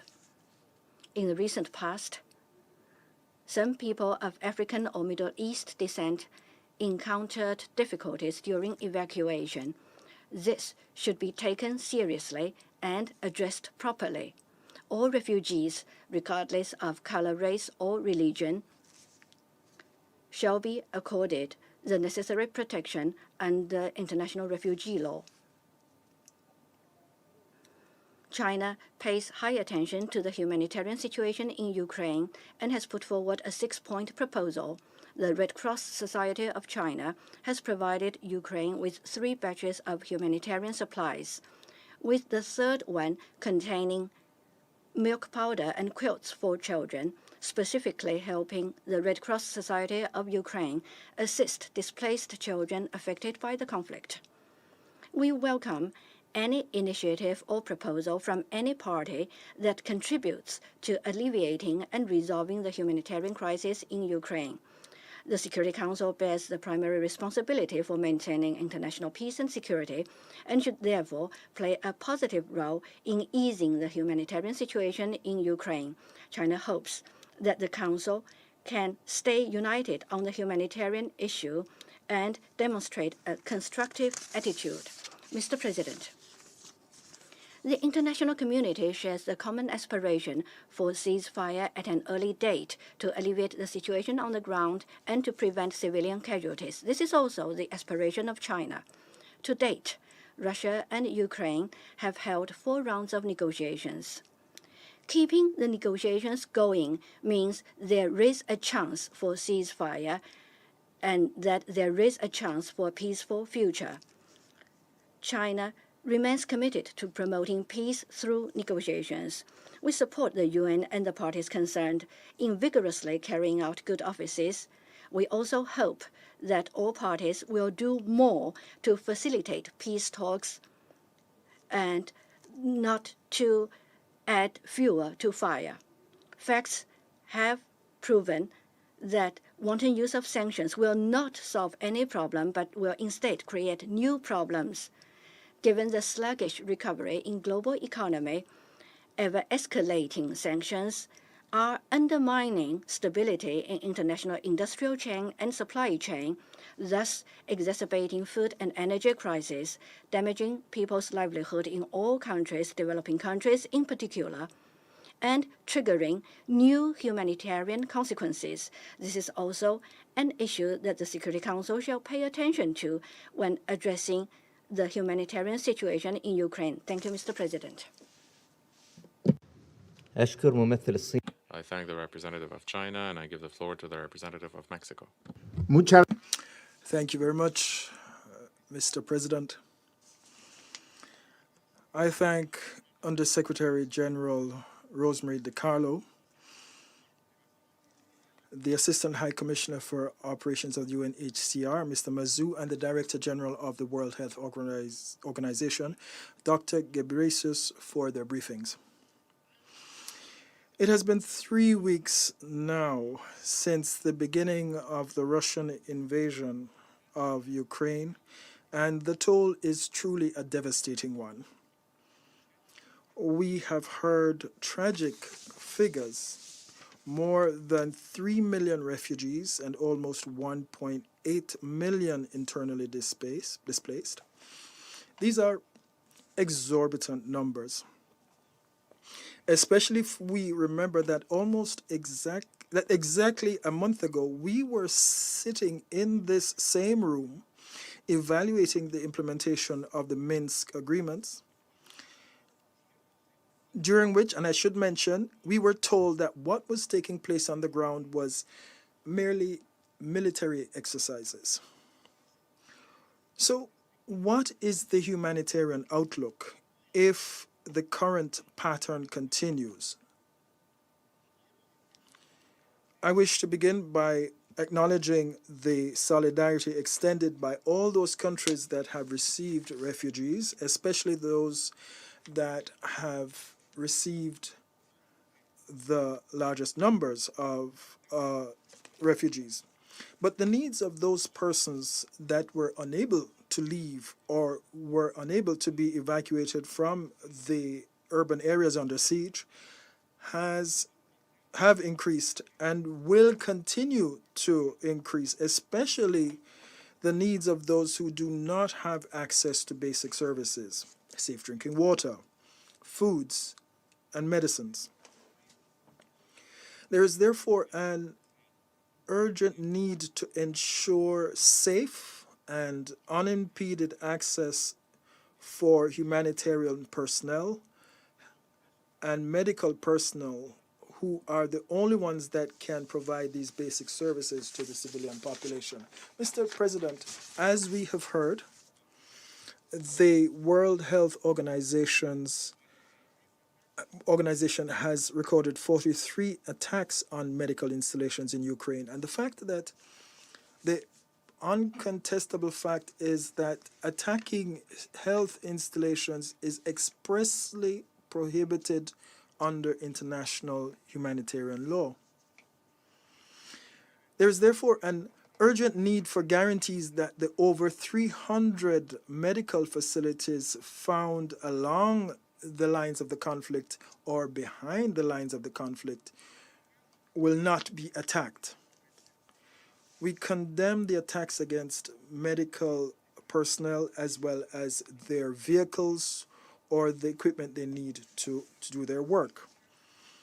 The long-term and short and long-term impact of these attacks against civilian populations and against health facilities can indeed be irreversible, and for that very reason, they are unacceptable. We reiterate our call for compliance with Security Council resolutions dealing with this issue, and that would be Resolution 2286, which includes specific mentions of protection for medical and humanitarian personnel, and Resolution 2573, which refers to civilian property considered as essential. In the same vein, we saw the decision handed down yesterday by the International Court of Justice ordering the immediate suspension of military operations, which began on the 24th of February. As we have stated time and again in this council, the fundamental premise for humanitarian assistance is the cessation of hostilities. Mr. President, while the United Nations and other humanitarian actors focus their efforts on providing the urgent assistance needed by the people, Now is the time as well to reiterate that the only solution to this conflict is through dialogue and diplomacy. We recognize the initiatives underway, including the recent meeting within the framework of the Antalya Forum. Any genuine attempt at negotiations can only be welcome. For this reason, we note with regret that despite our genuine good faith efforts, in which we have been engaged these past 2 weeks, along with France and other member states, whose constructive participation we're very grateful for, this council is as yet unable to issue an unequivocal call for an end to the hostilities. Such a call from this council would be the most significant humanitarian support that the civilian population in Ukraine could receive. Thank you very much. أشكر ممثل المكسيك على I thank the representative of Mexico for his statement. I shall now make a statement as in my capacity as the representative of the United Arab Emirates.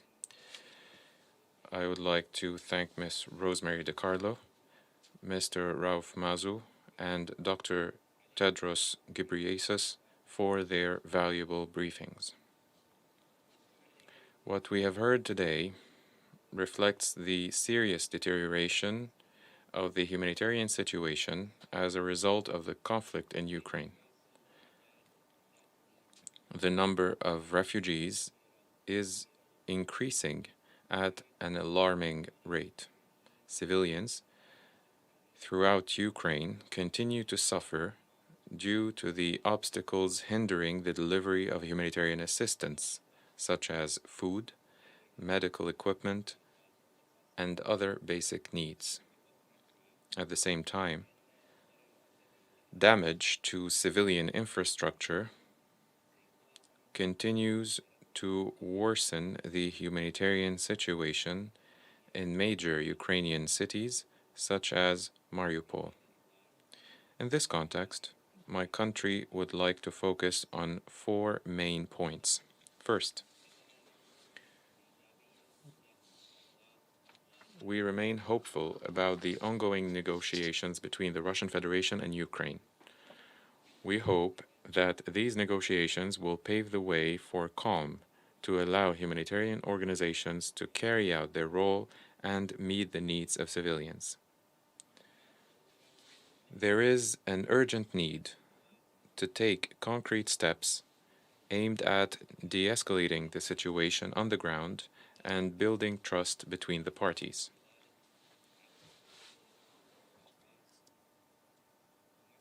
To enable humanitarian organizations to deliver aid safely to those in need and allow safe and unhindered passage for civilians fleeing the conflict and ensuring their protection. Second, my country appreciates the critical role of neighboring countries, especially Poland, Romania, and Moldova, as well as other countries, in responding to the humanitarian crisis by receiving refugees and expanding social safety networks to meet their needs. At the same time, and drawing from our experiences in the Middle East, we recognize the need to support these countries in order to provide care to refugees, especially as the continuation of the current conflict entails continued waves of displacement. Third, in parallel to the ongoing rounds of negotiations, my country stresses the importance of adhering to international law, in particular, international humanitarian law. Violating international law not only represents a threat to the rights of civilians, but also a threat to the entire international order. In this regard, we reiterate our call for all concerned parties to respect their international obligations and to stop targeting civilians and civilian infrastructure. In conclusion, the UAE believes that the Council's response to the humanitarian crisis resulting from the conflict in Ukraine should focus on humanitarian action in a concrete and productive manner, in coordination with OCHA and other relevant humanitarian actors. We reaffirm that a solution to the crisis can only be achieved through intensifying diplomatic efforts, immediately ceasing hostilities throughout Ukraine, and seeking a sustainable peace that preserves Ukraine's independence, sovereignty, and territorial integrity, in addition to enhancing regional and international security and stability. I now resume my functions as President of the Council. The representative of the United States has asked for the floor to give an additional intervention. You have the floor. Thank you very much. I was momentarily pleased to hear that the Russians were pulling down the vote on their farcical humanitarian resolution, which was doomed to fail. We know if Russia really truly cared about humanitarian crises, the one that it created, it could simply stop its attacks on the people of Ukraine. But instead, they want to call for another Security Council meeting to use this council as a venue for its disinformation and for promoting its propaganda. Let us not forget that Russia is the aggressor here. They are the ones that are creating a pretext for attacks on their own people, and we can't be fooled by their efforts here. They have troops inside of Ukraine. They are killing people inside of Ukraine. That is the reason for us being here today, not to deal with their propaganda. Thank you. أشكر ممثلة الولايات. I thank the representative of the United States for her statement. I now give the floor to the representative of Ukraine.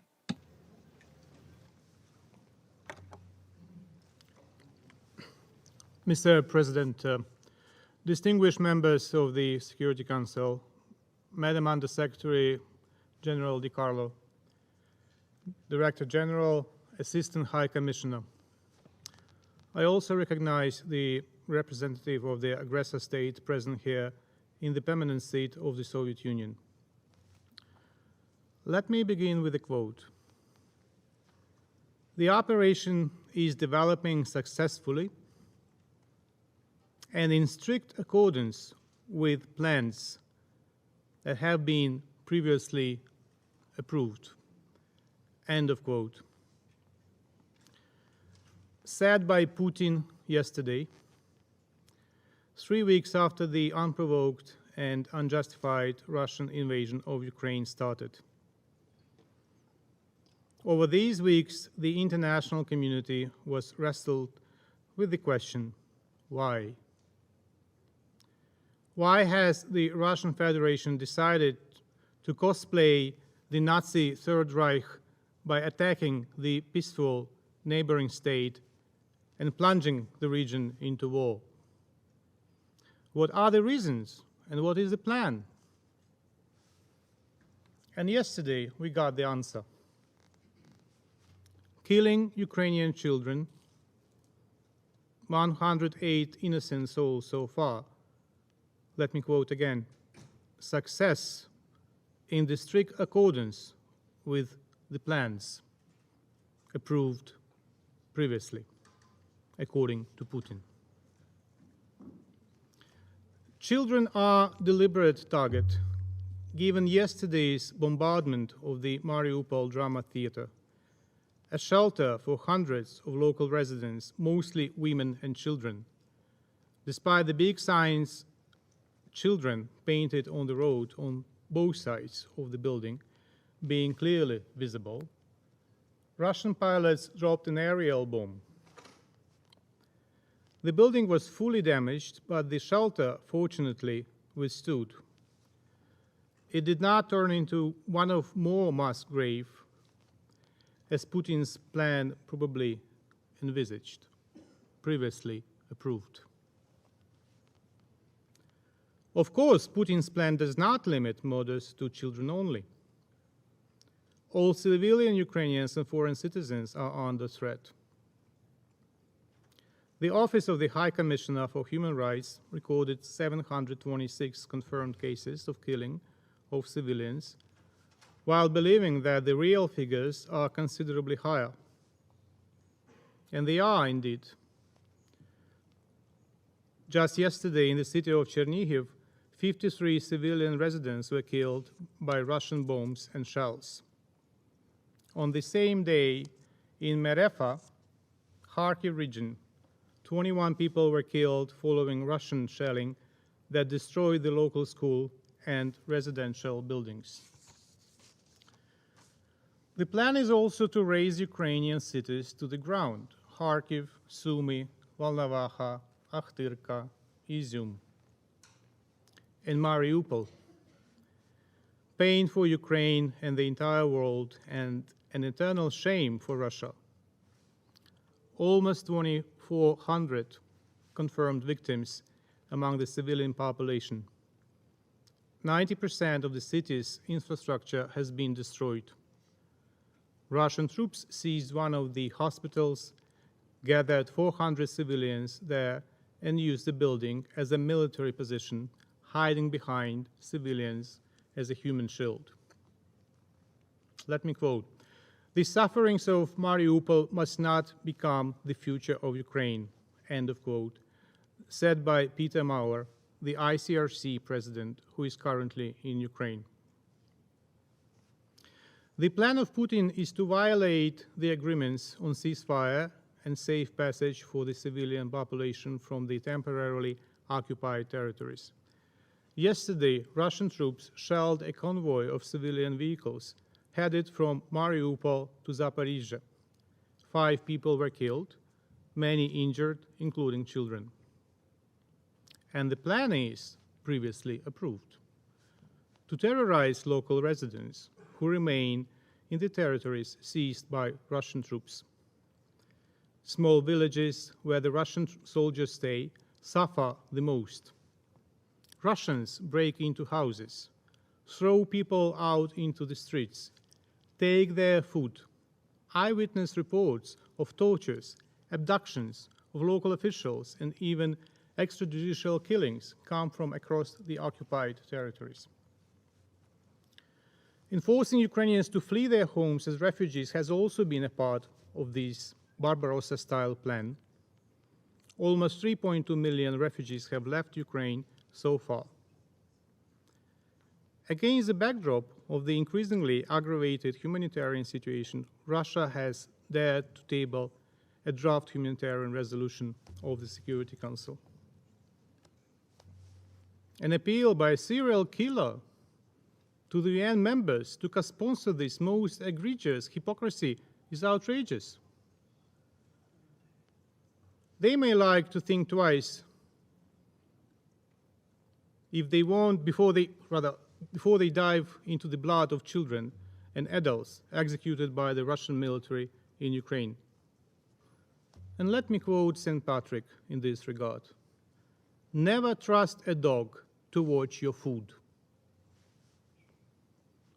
At the same time, there is no doubt that action on the humanitarian front in the UN is urgently required, and I encourage all responsible nations to support the relevant efforts in the General Assembly.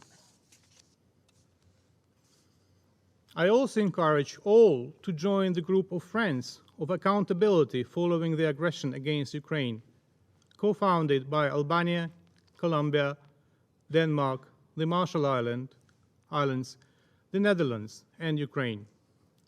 This group will act as a forum among UN member states for the discussion and promotion of accountability measures in Ukraine following the Russian military aggression. Distinguished members of the Security Council, yesterday, the International Court of Justice delivered its order on provisional measures in the case concerning allegations of genocide under the Convention on Prevention and Punishment of the Crime of Genocide, Ukraine versus Russian Federation. The court ordered that the Russian Federation shall immediately suspend the military operations that it commenced on the 24th February 2022 in the territory of Ukraine. Despite the order being binding on Russia under the UN Charter, today the Kremlin has openly and blatantly disregarded it, stating that they, and I quote, cannot take this order into account, end of quote, because there is no, I quote, agreement between the sides, end of quote. And should it be surprising for us? I don't think so, as from the very first instance of Russia's presence in the UN, it was in contempt of the UN Charter. That was the case when Russia was allowed to occupy the Soviet seat in the UN and the Security Council. That was the case in Georgia, in Syria, as well as in Ukraine's Crimea and Donbass in 2014.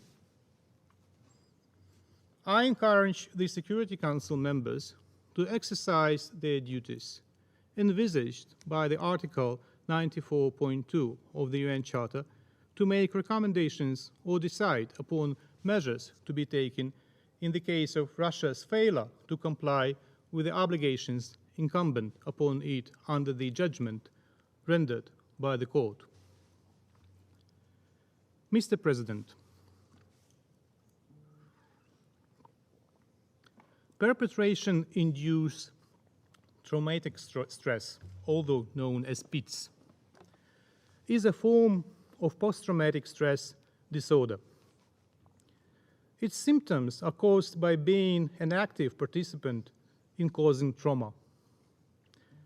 Sufferers of PITS may be found in many roles, such as soldiers or executioners, where they are expected to cause trauma, including death. But diplomats, especially here in the United Nations, especially here in the Security Council, compared to the more well-known and understood PTSD, there appears to be greater severity and different symptom patterns for those affected by PITS. The case of the military aggression of Russia against Ukraine and the mass atrocities perpetrated by the Russian army, ordered by Putin, and defended by the Russian diplomats, will be examined by scholars and scientists, including in the areas of sociology, history, philosophy, psychiatry, and theology. Today, however, I would like to quote from Into the Abyss, a documentary about executioners of the death penalty. One guard began crying and shaking uncontrollably when, I quote, the eyes of all the inmates he had executed began flashing before him, end of quote. Ambassador, do the eyes of Ukrainian children, women, and elderly killed by the Russians flash before you? If they do, we may consider how to sponsor a decision to help you deal with perpetration-induced traumatic stress. But now have some decency and stop the egregious manipulation of the Security Council. It is obscene. It would be too much dignifying for the Russian delegation if I ended like here, like that. Instead, I would like to quote a tweet by Dario Franceschini, the Italian member of the government, who tweeted today, Italy is ready to rebuild the theater in Mariupol. The Cabinet of Ministers has approved my proposal to offer Ukraine the resources and means to rebuild it as soon as possible.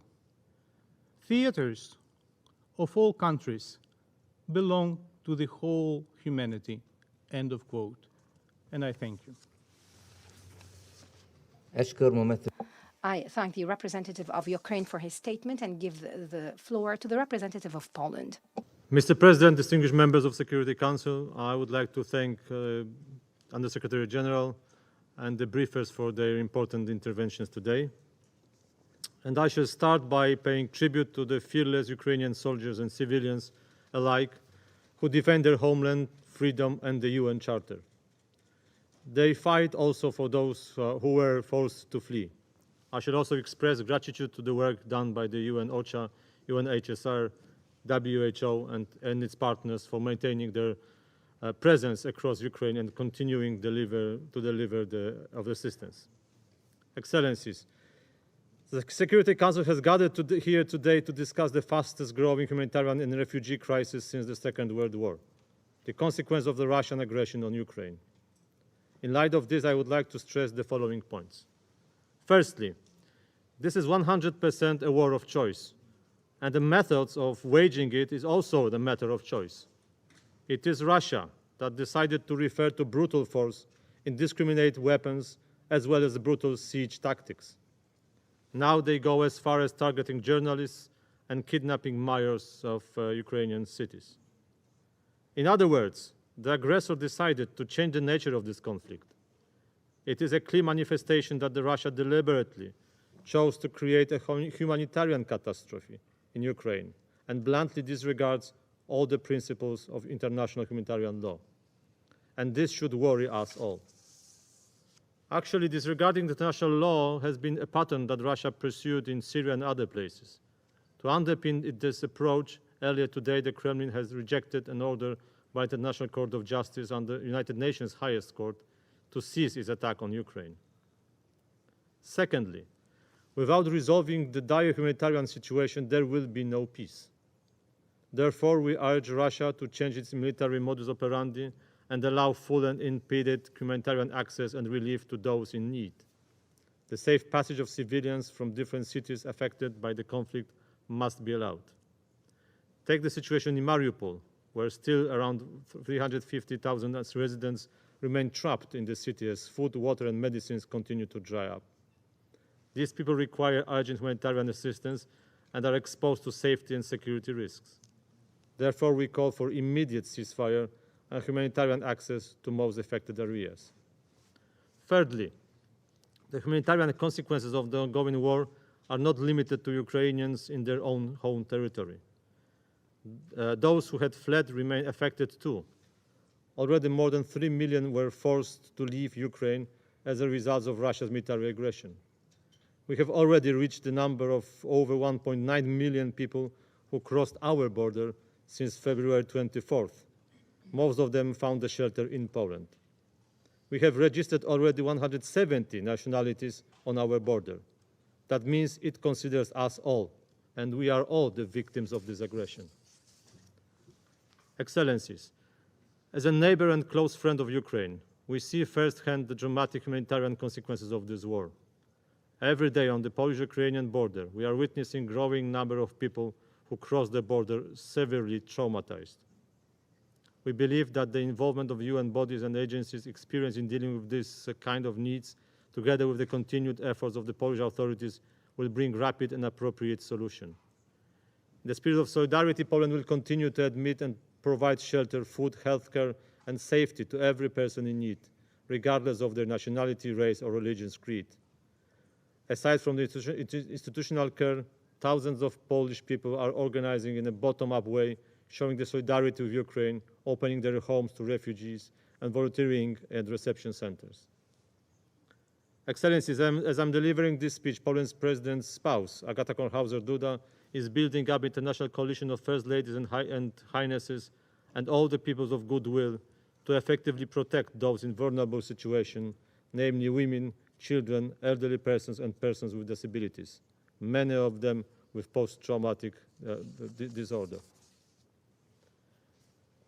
The Polish government has urgently implemented new immigration measures for Ukrainian citizens fleeing their country.